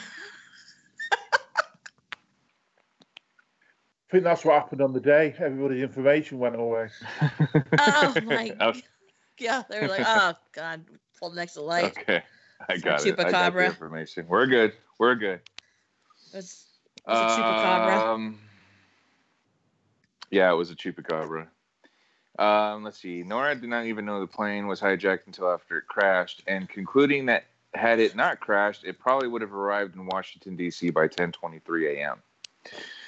The 9/11 Commission report stated that NEADS fighters pursued Delta Airlines Flight 1989, a flight thought to be hijacked.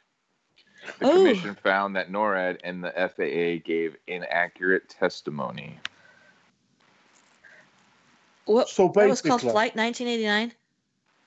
So yeah, 1989. If they had been in the air, they'd have shot the wrong plane down. Well, Yep.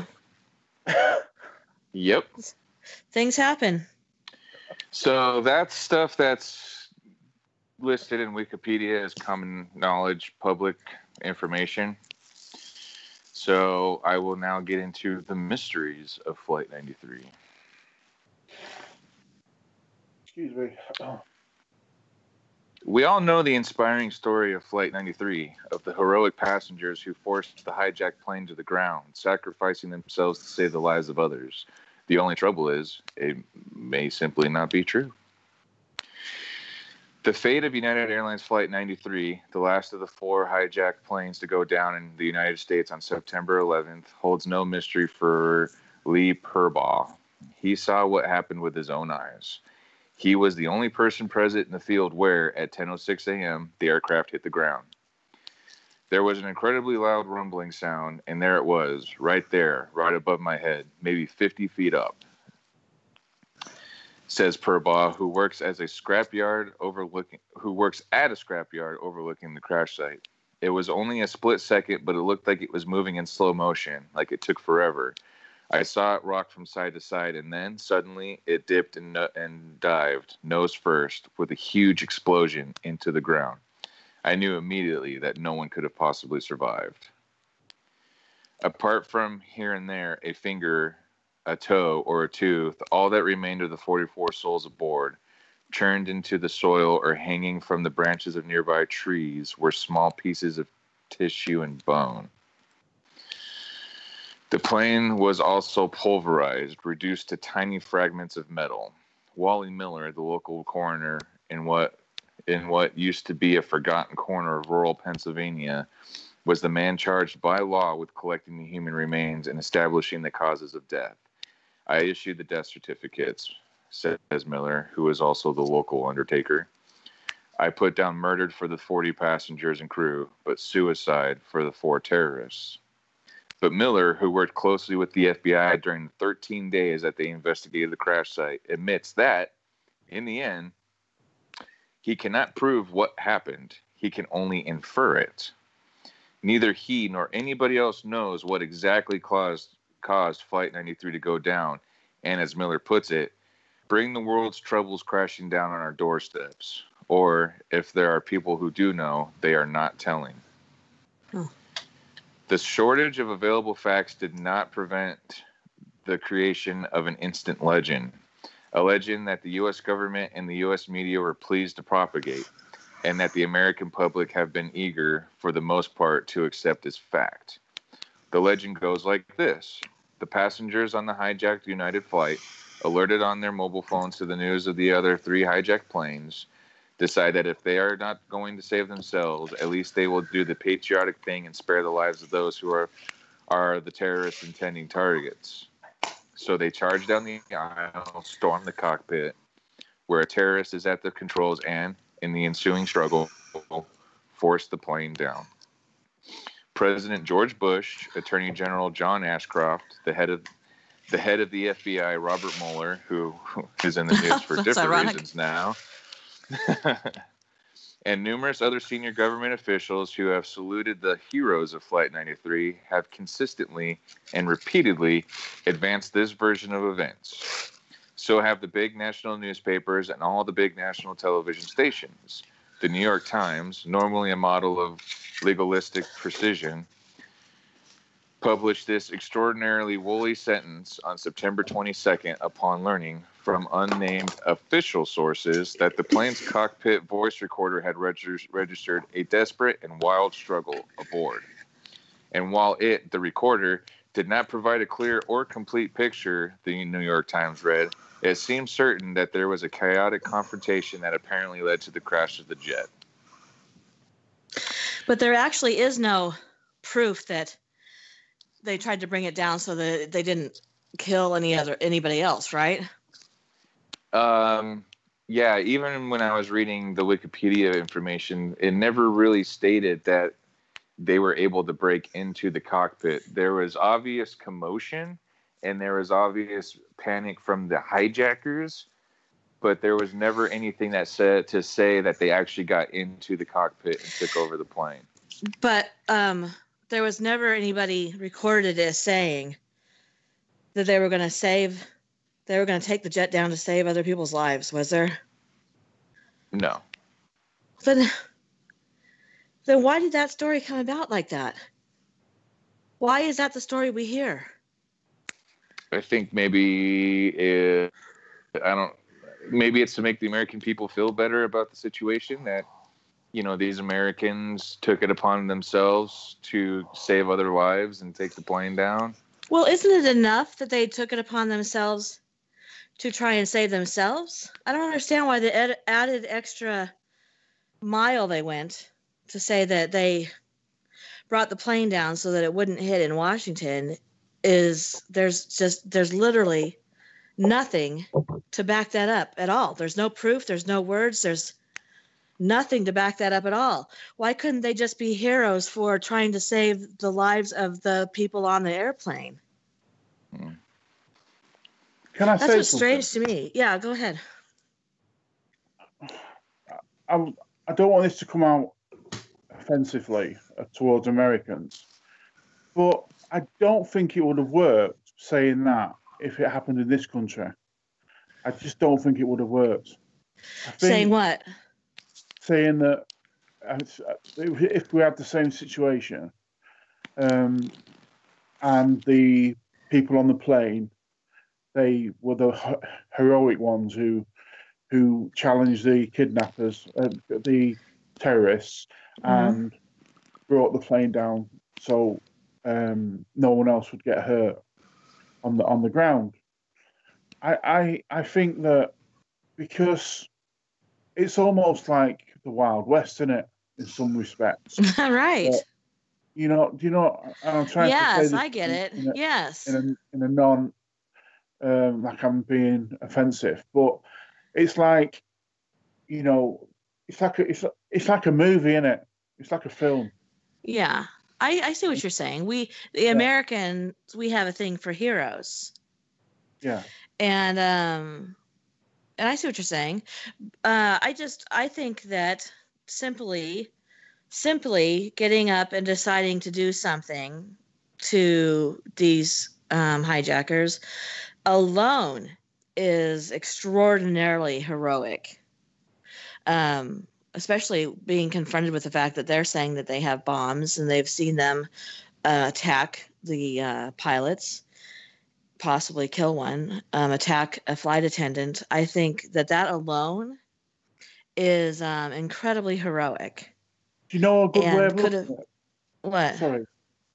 A good way of looking at things is looking at the reverse. If the reports came back that the plane was hijacked and they had a bomb, and all the passengers did nothing, they just sat there and waited to die. Mm-hmm. I could understand that too. Would the American people, which would they prefer to believe out of the two scenarios? I think, well, first off, we have the recordings that they did fight with them. They did do something. They did try and save themselves. So we have the recordings that show that. But if we didn't, and we didn't know, and we thought that they had just gone to their death, I think that even that is heroic. I mean, because imagine the utter terror of that situation. I don't think anybody would think less of these victims either way. I can't even imagine thinking less of the victims. Right. You've got to think as well that you just had two planes hit the World Trade Center and a plane hit the Pentagon as well. Yeah. You've got to look at it I think you've got to look at it as a whole. I don't think it works if you look at it. I know we've done it each week. We've looked at a certain part of it. But I think that you need to look at it as a whole, as the whole situation that happened that day and the mistakes that were, whether it was mistakes or whether it was people not telling the truth. Right. Each one is very similar, and for me, that stinks. That doesn't smell right at all. The fact that each one is so similar. Well, yeah. Well, I agree. I just kind of feel resentful that they thought they had to go, that they weren't heroic enough. Simply saving themselves and the other people on the plane, so they had to go the extra mile and say that they brought the plane down so it wouldn't hit Washington. First off, that, in all honesty, that would have been the least of my worries at the time. The first and foremost worry at my time would have been the fact that I was on that plane. Yeah. And we need to stop them because we're on that plane. Mm-hmm. And I think that's probably what was going through their minds. And that's heroic enough. I don't know why you have to throw in some extra stuff that has literally zero proof to make them more heroic than they already were. Because everybody on every plane, it had to have been. I mean, I just can't. The terror, I just can't even grasp it. And that's heroic enough that even if you knew for a minute beforehand, it had to have been the longest, most excruciating minute you've ever had in your life. So I just feel like a little resentful that they added the extra on, that they did this to save more people when there's no proof of that at all. They are just heroic, period. They're heroic. In my opinion. I hope I'm not offended anybody by what I've just said. Well, no. No. I understand. And I think that's probably what happened is that we like a good hero. The guy who did the Let's Roll, that was a big thing for a long time. He became a very big hero, and of course he should be. First off, I am in no way taken away from the fact that he was a hero. Period, hands down. America, likes that spirit. That pull yourself up by your bootstraps and do something. So I don't. That's why I'm an extra thing. That if I was his family, I'd be a little like, why'd you have to go and perhaps add on to the story, embellish the story? That's what I'm looking for. Why wasn't he just a hero for having the balls to do it in the first place? Yeah. Good for him. Good for them. Because if you're going to go down, I mean, that was their mindset. If we're going to go down fighting and trying, Because like I said, this plane had been in the air for a long time, so they knew it for a long time. Where the other planes, it doesn't appear that they, like the Twin Tower planes, doesn't appear that they really had that much notice. Where this particular plane, they had quite a bit of notice and gathered themselves together and did what we would call the American thing, like, hell no. Yeah. Anyway, so I'm sorry, Jory. Are you tired of me? No, you're fine. Yeah, sorry, mate. You guys are good.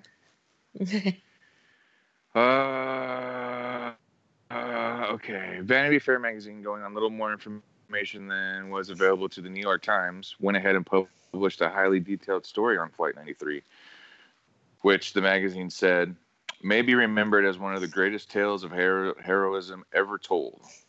Vanity Fair did recognize, though, that any suggestions as to what actually happened to force the plane down had to be, by necessity, pure conjecture. I guess I should have let you finish that sentence. Yeah. Sorry. Sorry. We have this habit on the Exit Light podcast of ruining everybody's podcast by talking ahead of it. I know. We get too chatty. Okay. Sorry. Anyways.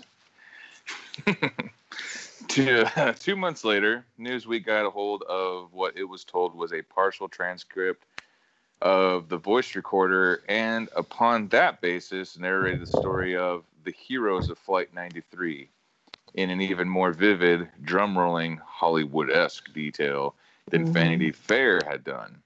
The passengers were citizen soldiers who rose up like their forefathers to defy tyranny, intoned Newsweek.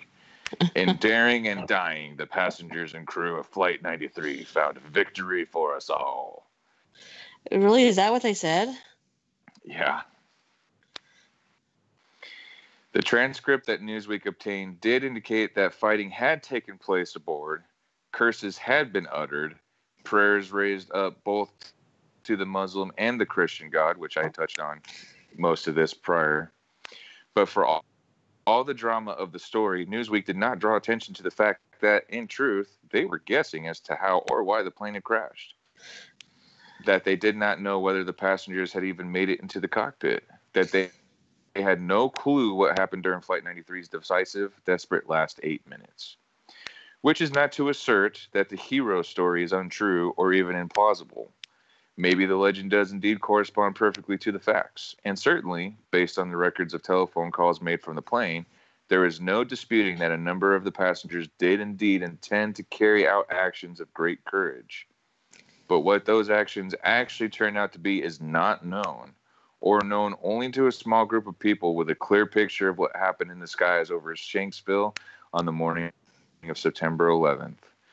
People in the U.S. military who tracked the plane's last moments, as well as people familiar with, but unwilling to reveal the full contents of the material gleaned from the cockpit voice recorder, which was retrieved in perfect working order after the crash.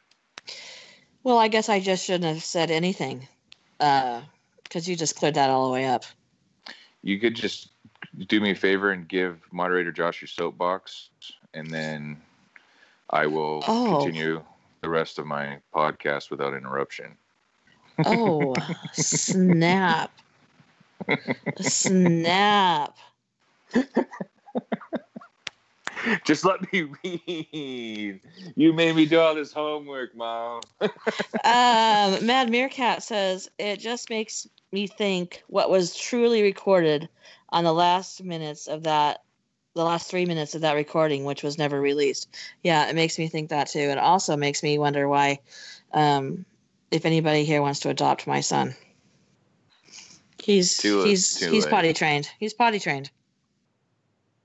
I'm married, so you don't even have to take care of me. Well, that's true. She takes care of me. Poor thing.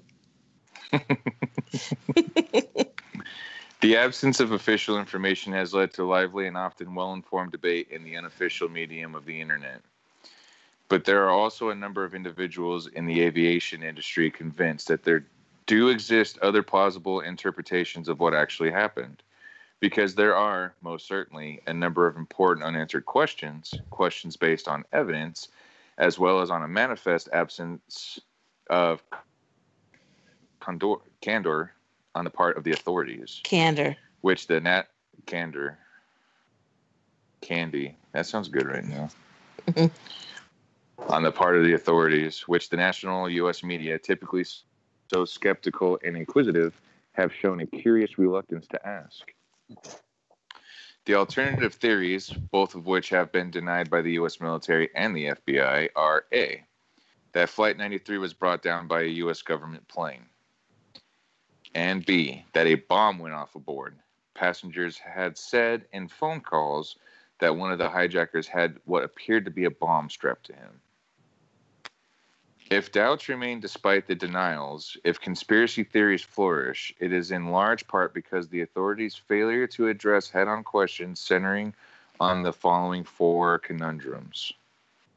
The wide displacement of the plane's debris, one explanation for which might be an explosion of some sort aboard prior to the crash. Letters. Flight 93 was carrying 7,500 pounds of mail to California, and other papers from the plane were found 8 miles away from the scene of the crash. A sector of one engine weighing 1 ton was found 2,000 yards away. This was the single heaviest piece recovered from the crash, and the biggest, apart from a piece of fuselage. Thank you. Fuselage the size of a dining room table. Whoa. Wow. The rest of the plane, consistent with an impact calculated to have occurred at 500 miles per hour, disintegrated into pieces no bigger than 2 inches long. Other remains of the plane were found 2 miles away near a town called Indian Lake. All of these facts, widely disseminated, were confirmed by the coroner, Wally Miller. The location of U.S. Air Force jets, which might or might not have been close enough to fire a missile at the hijacked plane. Live news media reports on the morning of September 11th conflict with a number of official statements issued later. What the government acknowledges is that the first fighters with the mission to intercept took off at 8:52 a.m. That another set of fighters took off from Andrews Air Force Base near Washington at 9:35 a.m., precisely the time that Flight 93 turned almost 180 degrees off course towards Washington, and the hijacker pilot was heard by air traffic controllers to say that there was a bomb aboard Flight 93, whose menacing trajectory was made known by the broadcast media almost immediately, did not go down for another 31 minutes. Apart from the logical conclusion that at least one Air Force F-16, 125 miles away in Washington, at 9:40 a.m., meaning 10 minutes away from Flight 93, or less if it flew at supersonic speed, should have reached the fourth of the flying bombs well before 10:06 a.m. There is this evidence from a federal flight controller published a few days later in a newspaper in New Hampshire that an F-16 had been in hot pursuit of the hijacked United jet and must have seen the whole thing. Also, there was one brief report on CBS television before the crash that 2 F-16 fighters were tailing Flight 93. Vice President Dick Cheney acknowledged 5 days later that President Bush had authorized the Air Force pilots to shoot down hijacked commercial aircraft. One telephone call from the doomed plane, whose contents do not entirely tally with the hero legend, and which is accordingly omitted in the Independence Day type dramas favored by the U.S. media. The Associated Press News Service reported on September 11th that 8 minutes before the crash, a frantic male passenger called the 911 emergency number. He told the operator, named Glenn Kramer, that he had locked himself inside one of the plane's toilets, which we had actually talked about. Kramer told the AP in a report that was widely broadcast on September 11th that the passenger had spoken for 1 minute. We're being hijacked, the man screamed down his mobile phone. We confirmed that with him several times, Kramer said, and we asked him to repeat what he said. He was very distraught. He said he believed the plane was going down. He did hear some sort of an explosion and saw white smoke coming from the plane, but he didn't know where. And then we lost contact with him. According to the information that has been made known, this was the last of the various phone calls made from the aeroplane. No more calls were received from the plane in the 8 minutes that remained after the man in the toilet said that he had heard an explosion. Number 4. Eyewitness accounts of a mystery plane that flew low over the Flight 93 crash site shortly after impact. Lee Purbaugh is one of at least half a dozen named individuals who have reported seeing a second plane flying low and in erratic patterns, not much above the treetop level, over the crash site within minutes of the United flight crashing. They described the plane as a small white jet with rear engines and no discernible markings. Purbaugh, who served 3 years in the U.S. Navy, said he did not believe it was a military plane. If it indeed was not, one suggestion made in the internet discussion groups is that U.S. Customs uses planes with these characteristics to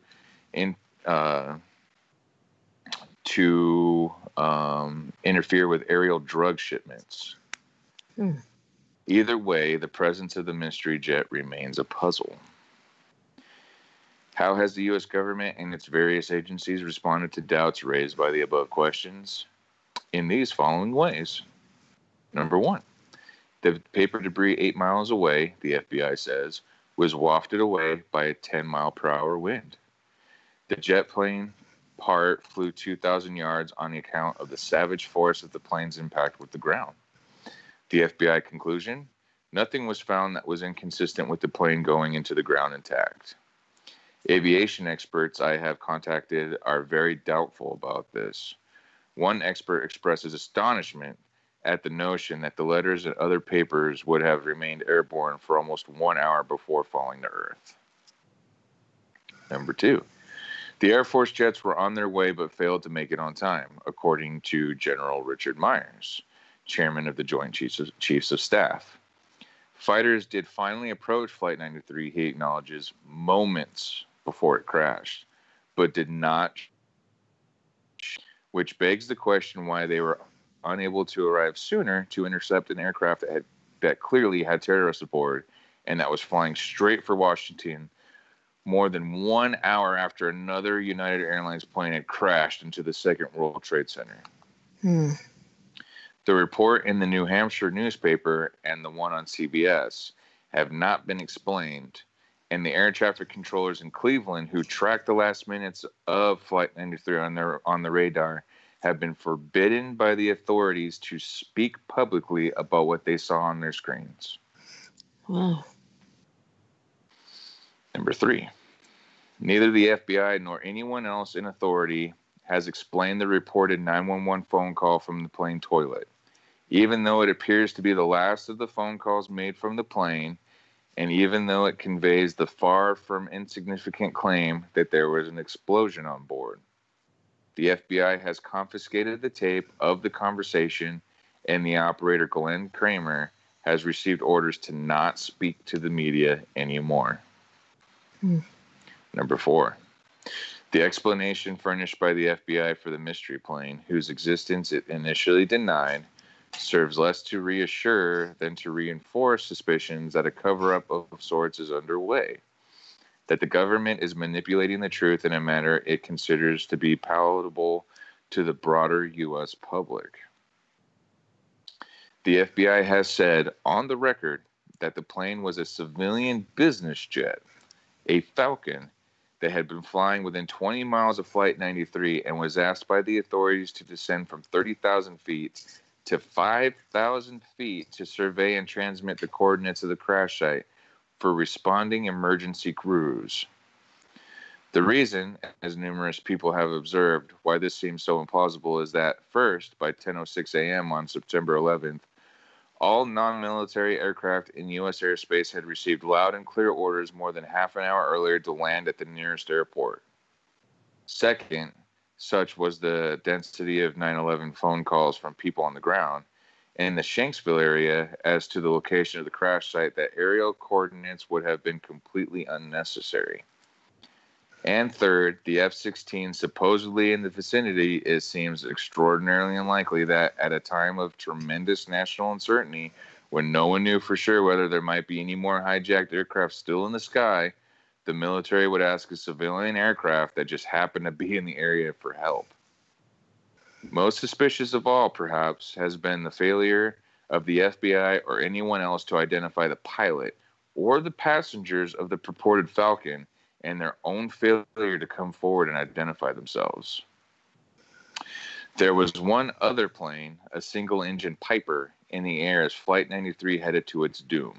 The pilot, Bill Wright, said that he was 3 miles away and so close he could see the United markings on the plane. Suddenly, he received orders to get away from the hijacked plane and to land immediately. That's one of the first things that went through my mind when they told us to get as far away from it as fast as we could. Wright later told a Pittsburgh TV station that either they were expecting it to blow up or they were going to shoot it down. But that's pure speculation. Everything is speculation. That is the problem with the story of Flight 93. And unless the U.S. government reveals more of what it knows, provides a detailed account of the last 10 minutes in the life of Flight 93, and the 44 people who were aboard, there will not only be scope, but sound reasons for the conspiracy theorists to continue to speculate as to what really happened in those last few minutes before the plane plunged into the earth, to cast doubts on the soft-focused legend that the traumatized American public has seized upon so gratefully.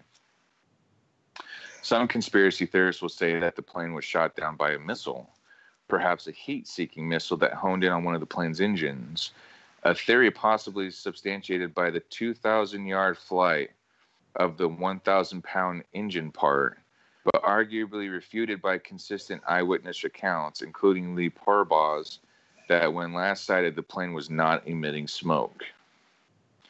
Others might say, as they have done about a TWA flight that fell on the sea in 1996 after taking off from New York, that the plane was a victim of electromagnetic interference. In the case of the TWA flight, the argument put forward in a series of exhaustive articles written in the New York Review of Books is that it happened accidentally. However, as Scari's articles relate, documentation abounds showing that the Air Force and the Pentagon have conducted extensive research on electronic warfare applications with the possible capacity intentionally to disrupt the mechanisms of an aeroplane in such a way as to provoke, for example, an uncontrollable dive. Scari also reports that U.S. Customs aircraft are already equipped with such weaponry, as are some C-130 Air Force transport planes. The FBI has stated that apart from the I'm getting tired. Apart from the Falcon business jet, there was a C-130, a military cargo plane within 25 miles of the passenger jet when it crashed. According to the Scari findings, in 1995, the Air Force installed electronic suites in at least 28 of its C-130s, capable, among other things, of emitting lethal jamming signals. And can I ask something? Why would they go through all that trouble? You know, I'm all good for a good conspiracy theory, but why would they go through all that trouble and not just shoot it out of the sky? I don't have an answer for that. I don't think anybody would have blamed them for shooting that out of the sky, right? I don't think so. So I just wonder why we'd have to use some backdoor secret weapon sending sound waves when we could just blow it out of the sky like we were supposed to do. Yeah. I just wonder about that.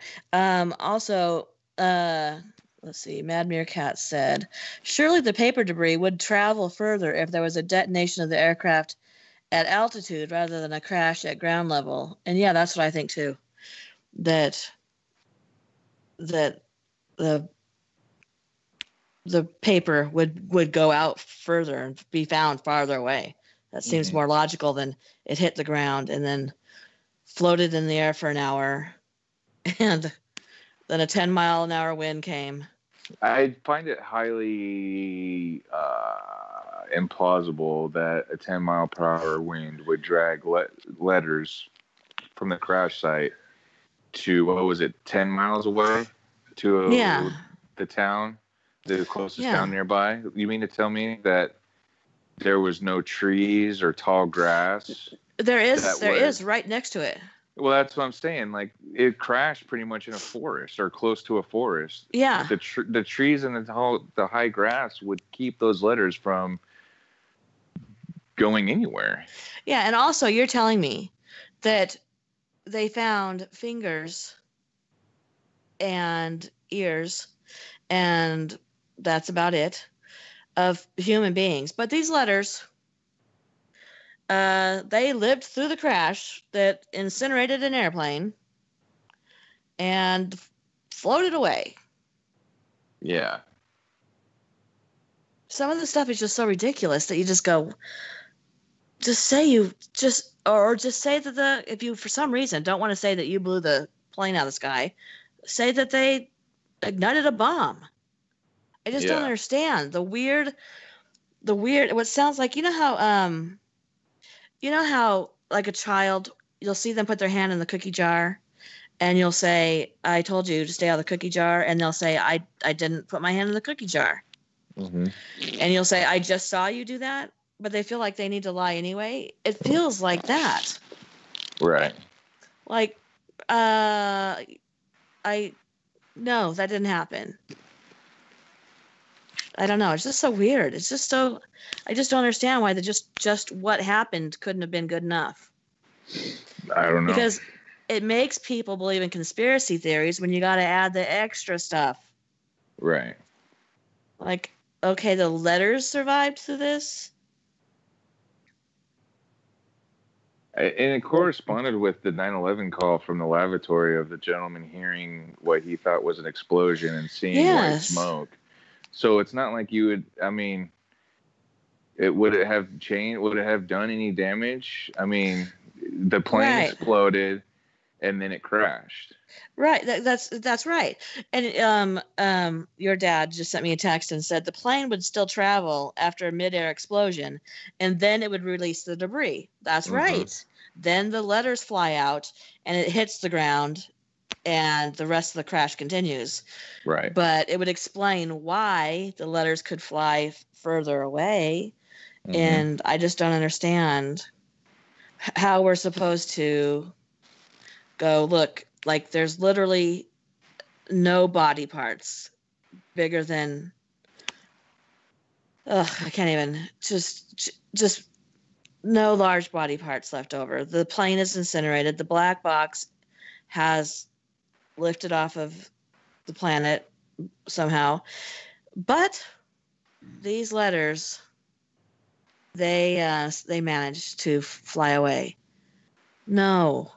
Or in the case of the Twin Towers, the hijackers, help me, what am I looking for? Passport. A passport happened to gently glide down to the sidewalk. You know, these things are just so fantastical. Not that by the way, fantastical things can't happen. I should No, I haven't read it, but the primary hijacker, the one in control of the plane, Yeah. his passport was also conveniently found at the site of the crash. No, don't. Mm-hmm. No, no. Well, these. Okay, so the black box isn't made to go to live through these, but these paper passports are, I need to and get me a letters. passport and like keep it around my heart area in case I get shot because it's gonna deflect the bullet. I just want to put a bunch of passports and tape them all over my car. Yeah. So if I ever get in a car accident, I'm for sure gonna be fine. Or when you get tornadoes, you'll even if you get picked up and tossed around, you're gonna be fine. Why don't they make tornado shelters out of passports? I don't know. They need to look into the science. I just feel like I'm being treated as someone who's stupid. You know what I mean? Hey, Rob, you got anything to say over there? You want to trash talk America? Rob? Where's Rob? I'm here. Sorry. Did we interrupt your nap? I think he got Jeremy's bubonic plague. I was completely miles away then. I was absolutely miles away.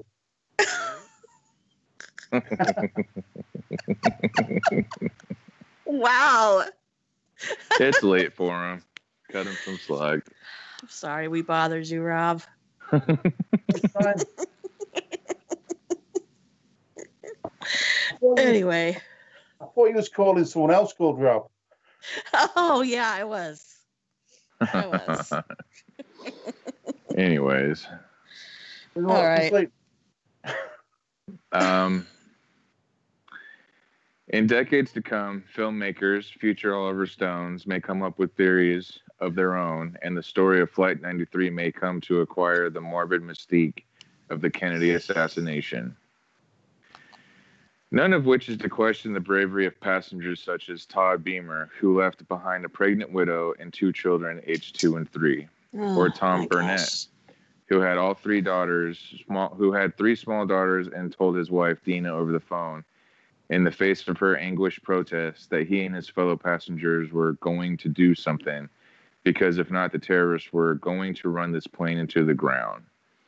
Evidently, as the Newsweek article relates, there was fighting of some kind, but as to whether the terrorists held off the passengers or the passengers seized control of the plane and perhaps even made an attempt to fly it themselves, one passenger aboard was a qualified pilot of small planes. Nobody knows or is willing to admit that they know. Well, and that's exactly what I was saying.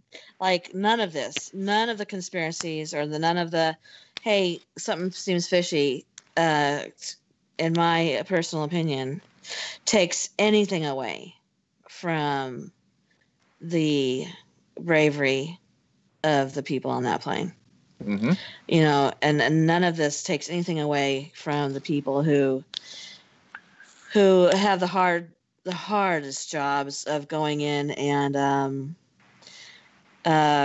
cleaning up after this. The fire departments, the police departments, that coroner, that had to been horrific. Those people are all heroes, regardless. Yeah.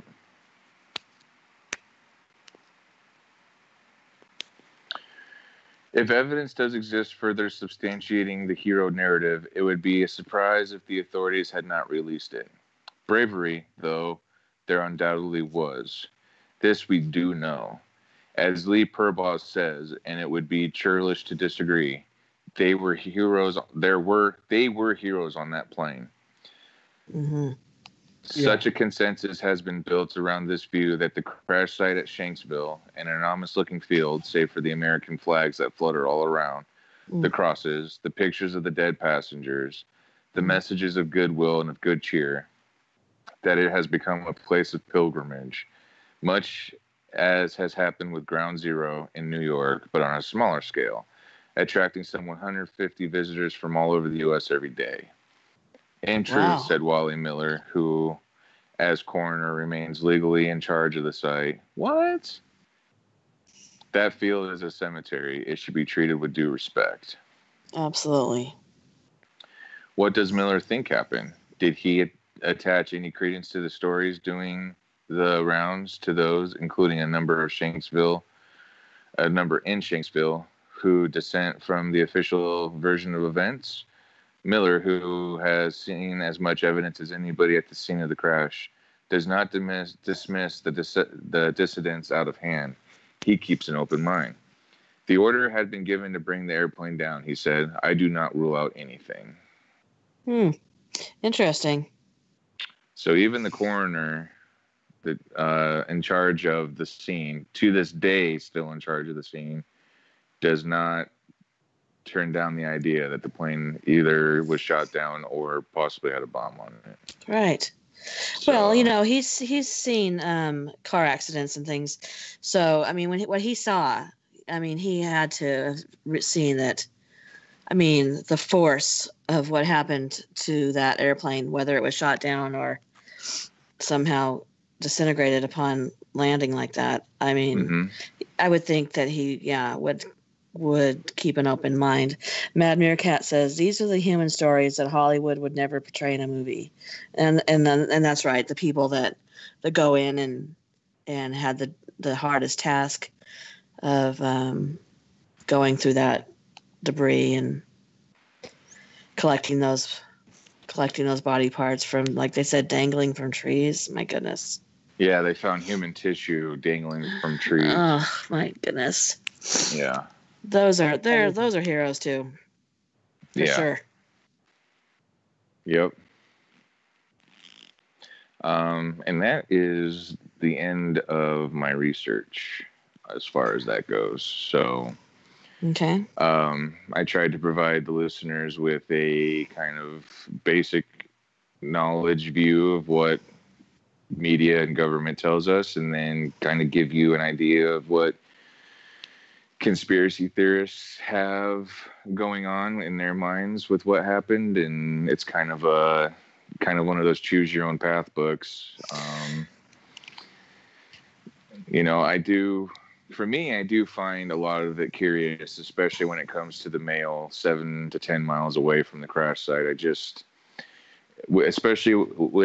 Especially when I give you one story that just corresponds with what's general public, what we all know basically. And then this information, both informations talk about a gentleman who locked himself away in a lavatory. Right. Claims to have heard an explosion and saw smoke. And then we have debris that's found so many miles away. I don't know if it was hit by the U.S. military or if there was a bomb that indeed go off, but I don't think you can balk at the idea that there was an explosion on the plane prior to crash. Right. And like I said, there's been witnesses that I mean, obviously there were people on the plane who said they heard, told people they heard an explosion, and witnesses that said they saw it explode. I think that part of the problem is, hold on a second. No air-to-air or ground. Jay Tommy says no air-to-air or ground-to-air missiles fired. Period.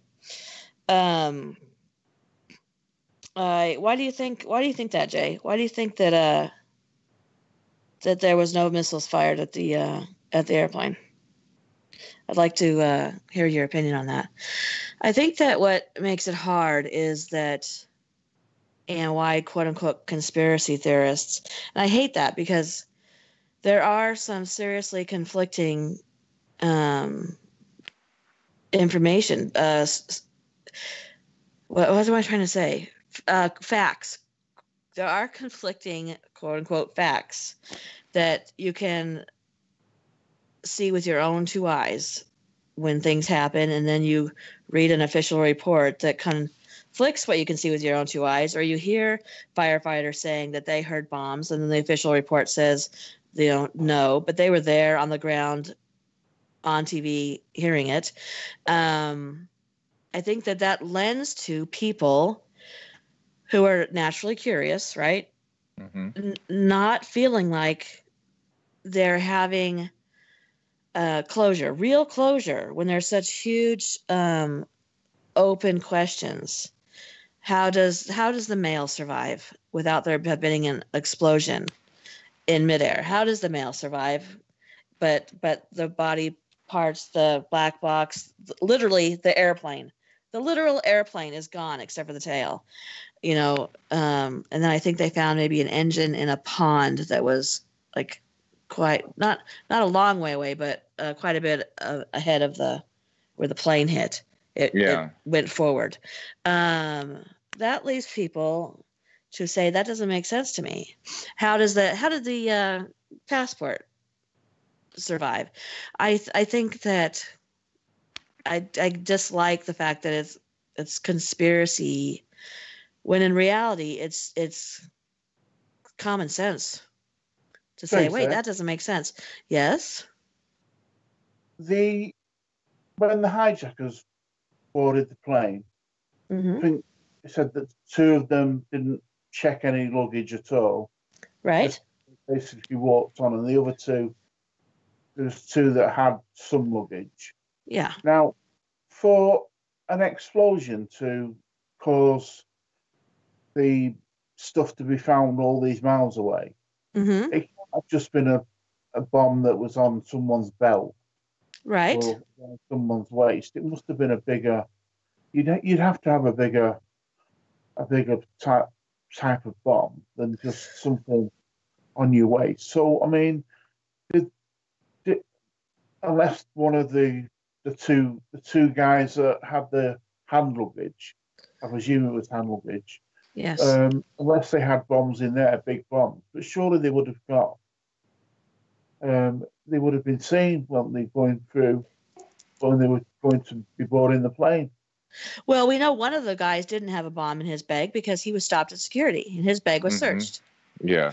So that leaves the other guy with a bag. But the bomb doesn't have to be big enough to explode the whole airplane. The bomb only has to be big enough to put a decent hole in an airplane, right? To be able to bring it down. Yeah, but what I'm saying is, they would have needed a bomb of a decent sized bomb to make the explosion so big that there was basically mail and things like that found. I don't know, so many miles away. Yeah, so Jay says the debris field would have been spread further if there had been a missile fired at it. There's pieces too large for explosion at airspeed. If anything on board, it would have been an implosion. But there really weren't pieces that were large on the tail, just that little tail piece. Well, they found that 1-ton engine 2,000 yards away. Yeah, 2,000 yards away. Do you think that an implosion would have sent the engine 2,000 yards away? And how else? Do you think the implosion? You think the implosion would have been midair? Is that what you're saying, Jay? Okay, can I take this moment, because I've been saying this since before we even started our very first podcast, that I want to talk about another airplane real quick. Hold on. Mad Meerkat says, was the bomb placed on the aircraft before it left the ground? Well, see, that's an option too, right? Could have been. And yes, He says, yes, ma'am, that he thinks the implosion would have happened midair. Right. And I think that that's a viable option too. I think we don't know. I think that's why, we question. Okay, so let me tell you something. Let me tell you a little experience of exit lights on 9/11. So, I was watching the TV, as was almost everybody, right? And the news came on, and hold on a second. My husband sent a text, said, in that day and age, security would have been easy to buy or work as an inside job. Right. That's true too. Perhaps they had somebody who was an airplane maintenance person working for the airlines who they got to put a bomb on there. We don't know, and we don't know what the last 3 minutes of the tape said. We don't know what happened and why. Something obviously was said. Something obviously happened because we're not being allowed to hear it. See, that's where my mind goes. Like, if you're not allowing me to hear it, that means something happened. Because what else is the reason to not, and especially to not let the families hear it? Okay, don't show it to the press, but why didn't you let the families hear it? Something is off about that, and to never have been released. But back to this day. So I'm literally was sitting on the coffee table in front of my TV, and I was on the phone nearly constantly with my husband who was at work, because I was basically trying to keep him updated, and then I think they were listening to it on the radio as well. If you want to let me know that, JD, you can let me know. So the news was talking about they said there's four airplanes, and then they came on and said there's a fifth confirmed hijacked airplane. And of course, every time they added another confirmed hijacked airplane, it was just sickening. Your heart just sank. And then they said there's a fifth confirmed airplane. And this airplane was on the tarmac. And the news was inside the airport and had cameras on this airplane. I saw it with my own two eyes. They talked about it. They talked about who hijacked it, what they were saying, how they knew it had been hijacked, then the lack of communication coming from the airplane. They spent a decent amount of time on this fifth airplane. And then the flight in Pennsylvania crashed and everything. And then they talked about the fifth airplane a little while longer. And then you have never heard of that airplane again.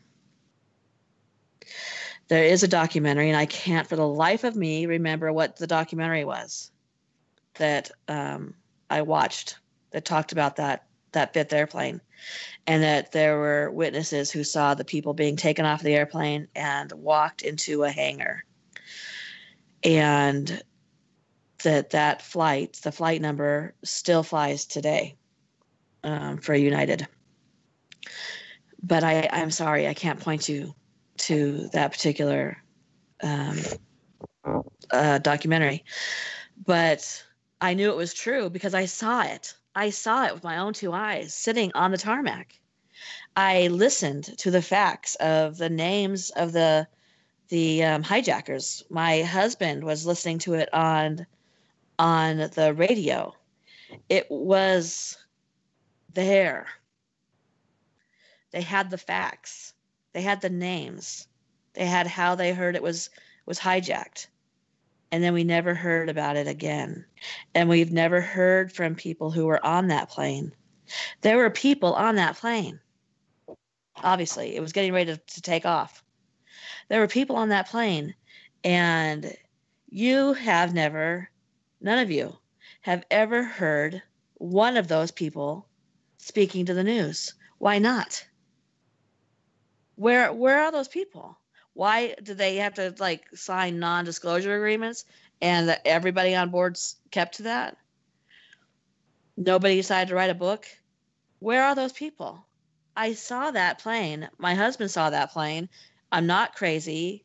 It was big news, but because there was 2 more explosions right after that, everybody got caught up, and then they stopped talking about that. It was Tom Brokaw. Tom Brokaw was talking about that plane, and I can't say this enough. Gave us the hijackers' names. Told us how they knew it was being hijacked. Told us how many people on their plane. There was on the plane, and it was like, over 100, close to 200, I believe. Where are those people? Why have we never heard of those people? And let's say, no, it's not though. Let's say that it was a complete mistake.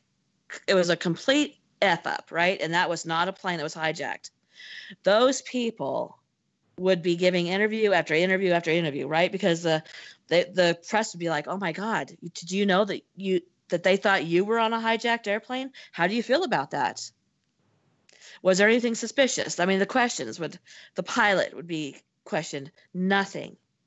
And we were given all the facts, and it's gone. So what happened to that plane and those people that eyewitnesses who worked for United saw being taken off the airplane and walked into a hangar? What happened to those people? And that's the scariest part to me, is that I saw it with my own eyes. My husband saw it with his own eyes. And it was gone. That's the scariest part to me, that I wonder what happened with that. Where was that fifth airplane? So think about that. Let me know. Mad Meerkat says, it makes you wonder how these people have been gagged. Yes, it makes me wonder how they have been gagged. Are they alive? Yeah. This is the whole point, isn't it? The whole point of the podcast, to try and find some answers. Yeah, I would really like it if somebody would answer that question for me. There's no question. There isn't. Can't even find anything that says that they accidentally reported these hijackers' names and the flight and all this information of this plane on the tarmac. There's no information about this tarmac plane. They even said, "Oh, my bad, that was an accident." Nothing. Oh dear me. Right. And I sat there for an hour watching this airplane. So it's so bizarre. This is the one that really is a kicker for me, because I saw it. My husband saw it. He came home and asked me about it. What happened with that other plane? Well, here we are this many years later. I don't know. Can't tell you. So think about that. And we'll talk about that on the round table if we get people who have ideas or comments. Or do you, is there anybody who's listening to this? Do you remember that airplane? What are your thoughts? Because it was there. But I don't know. And I really wish, I didn't know at the time I needed to take notes. I really wish I had the names that they had said were the hijackers. But, how I didn't know this was going to be an episode of Lost. Denver Airport. Yeah, the Denver Airport. See, if it was there, I could understand it. Diabolical Witness says that he did not hear the airplane. Jay Tannery says, the closure contracts of today would scare Godzilla if still alive. No one will ever speak. Worse now than ever. Right. And, and if you're taken off an airplane by military, put in a hangar by the military, I think that's going to scare the shit out of you. So maybe they just, who knows? Maybe their families were threatened. Yeah. That's what would keep me quiet. Something like that would for sure keep me quiet. So maybe that's it. But I saw it. And a lot of witnesses saw them being taken off that plane. So there are those people out there who we haven't ever heard from. All right. Are there any questions that anybody has for, well, anybody, but for Jory, that you need him to say again, or you feel like you didn't have an answer to? Now is the time. And while you're doing that, I'm going to do my spiel. Rob and I have groups on Facebook. And if Josh could put the links to that, that'd be great. I have a new children's channel. And if you want to go hear me in a completely different way, Jory, no, his name is Josh, can put the link to my new children's channel. If you know children, if you have children, if you yourself, if you yourself feel like a child at heart, head on over there. And you know your children's names. If you know your children's names. I know your names. I just don't know which one of you is that name. Then head on over there. That'd be awesome because I could use the support on that channel. And if you would like to support this channel through Patreon, that would be wonderful. I don't know if everybody has heard, but I have been deemed not advertiser friendly for YouTube. I wonder why. So could be the necrophilia every week. So if I will not be monetized, so if you guys would like to support me through Patreon, and all that will go to merchandise that I would love to do giveaways and give you guys your very own Chupacabra shirts and Exit Light shirts, and put them up for sale if you would like to do that too. That would be awesome. I would really appreciate that.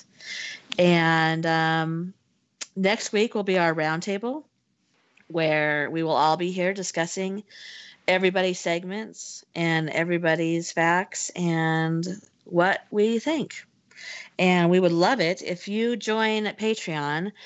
We will be going through Discord, and you will be able to call in and hang out with the cool kids, me specifically. Oh boy. I can't help it. And give us your thoughts, your opinions, and if you're donating through Patreon, I don't care what you talk about. Come on, talk about it. And that will be a lot of fun. I think that will be a lot of fun. I think it'll be really great to get input from everybody on the 4 podcasts, the final, talking about it and see what everybody thinks. And I'm kind of excited about that. Also, I want you guys to know that in October, which in my brain, next week is September, and it is the beginning of Halloween and Christmas. And I'm going to be doing a video every single day, 31 videos for you guys, every day through the month of October. Vlogoween. It's going to be me on there every single day, and I'm going to have guests, and I'm going to interview Diabolical Witness, and I'm totally excited for that. And Rob's going to do a couple segments. I think Jory's going to do something, and it'll be a lot of fun. I'm really excited about that. Is there anything else that I need to talk about? Anybody?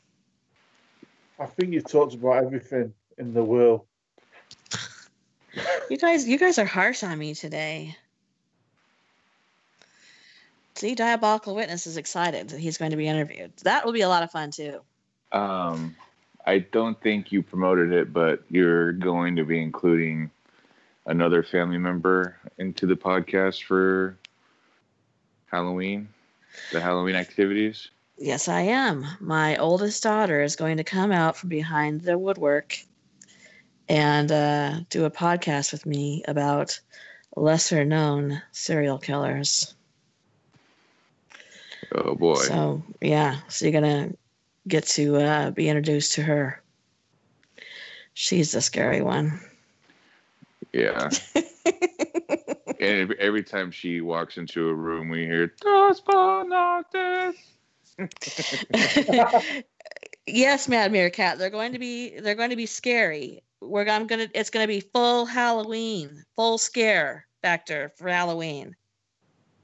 Yes. And yeah, it's going to be a lot of fun. It's going to be a lot of blood and gore. So, before it's gonna that, be a lot of fun, blood and gore. yeah, I was gonna say, so maybe before that you go listen to my children's channel and then calm yourself.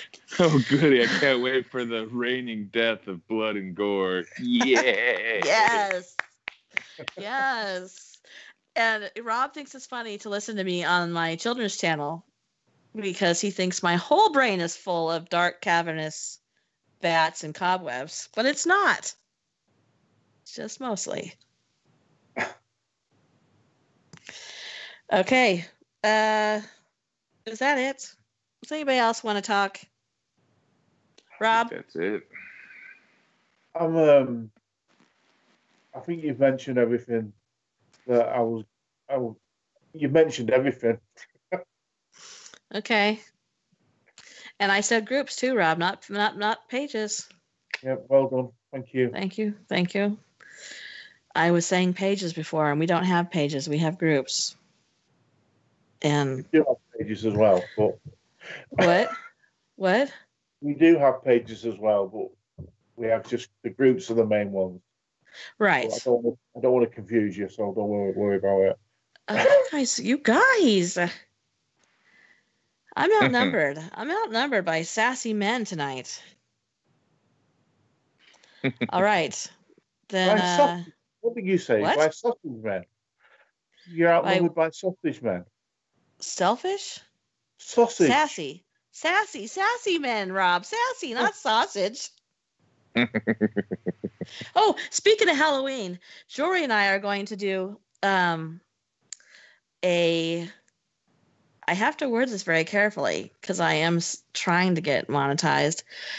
There will be libations, and Jory and I are going to be discussing the history of Halloween with libations. Tune in for that. Or should we say we'll be discussing the history of Halloween with spirits? Ooh, that's it. Even better. Nice one. All right. Well, I'm going to say goodnight and thank you all for coming and supporting this channel. And if you are listening to this on my channel and you are not already, please subscribe. Also, give this video a thumbs up. And if you'd like to be notified of my content as soon as I upload it, click that bell. Good night. Good Good night.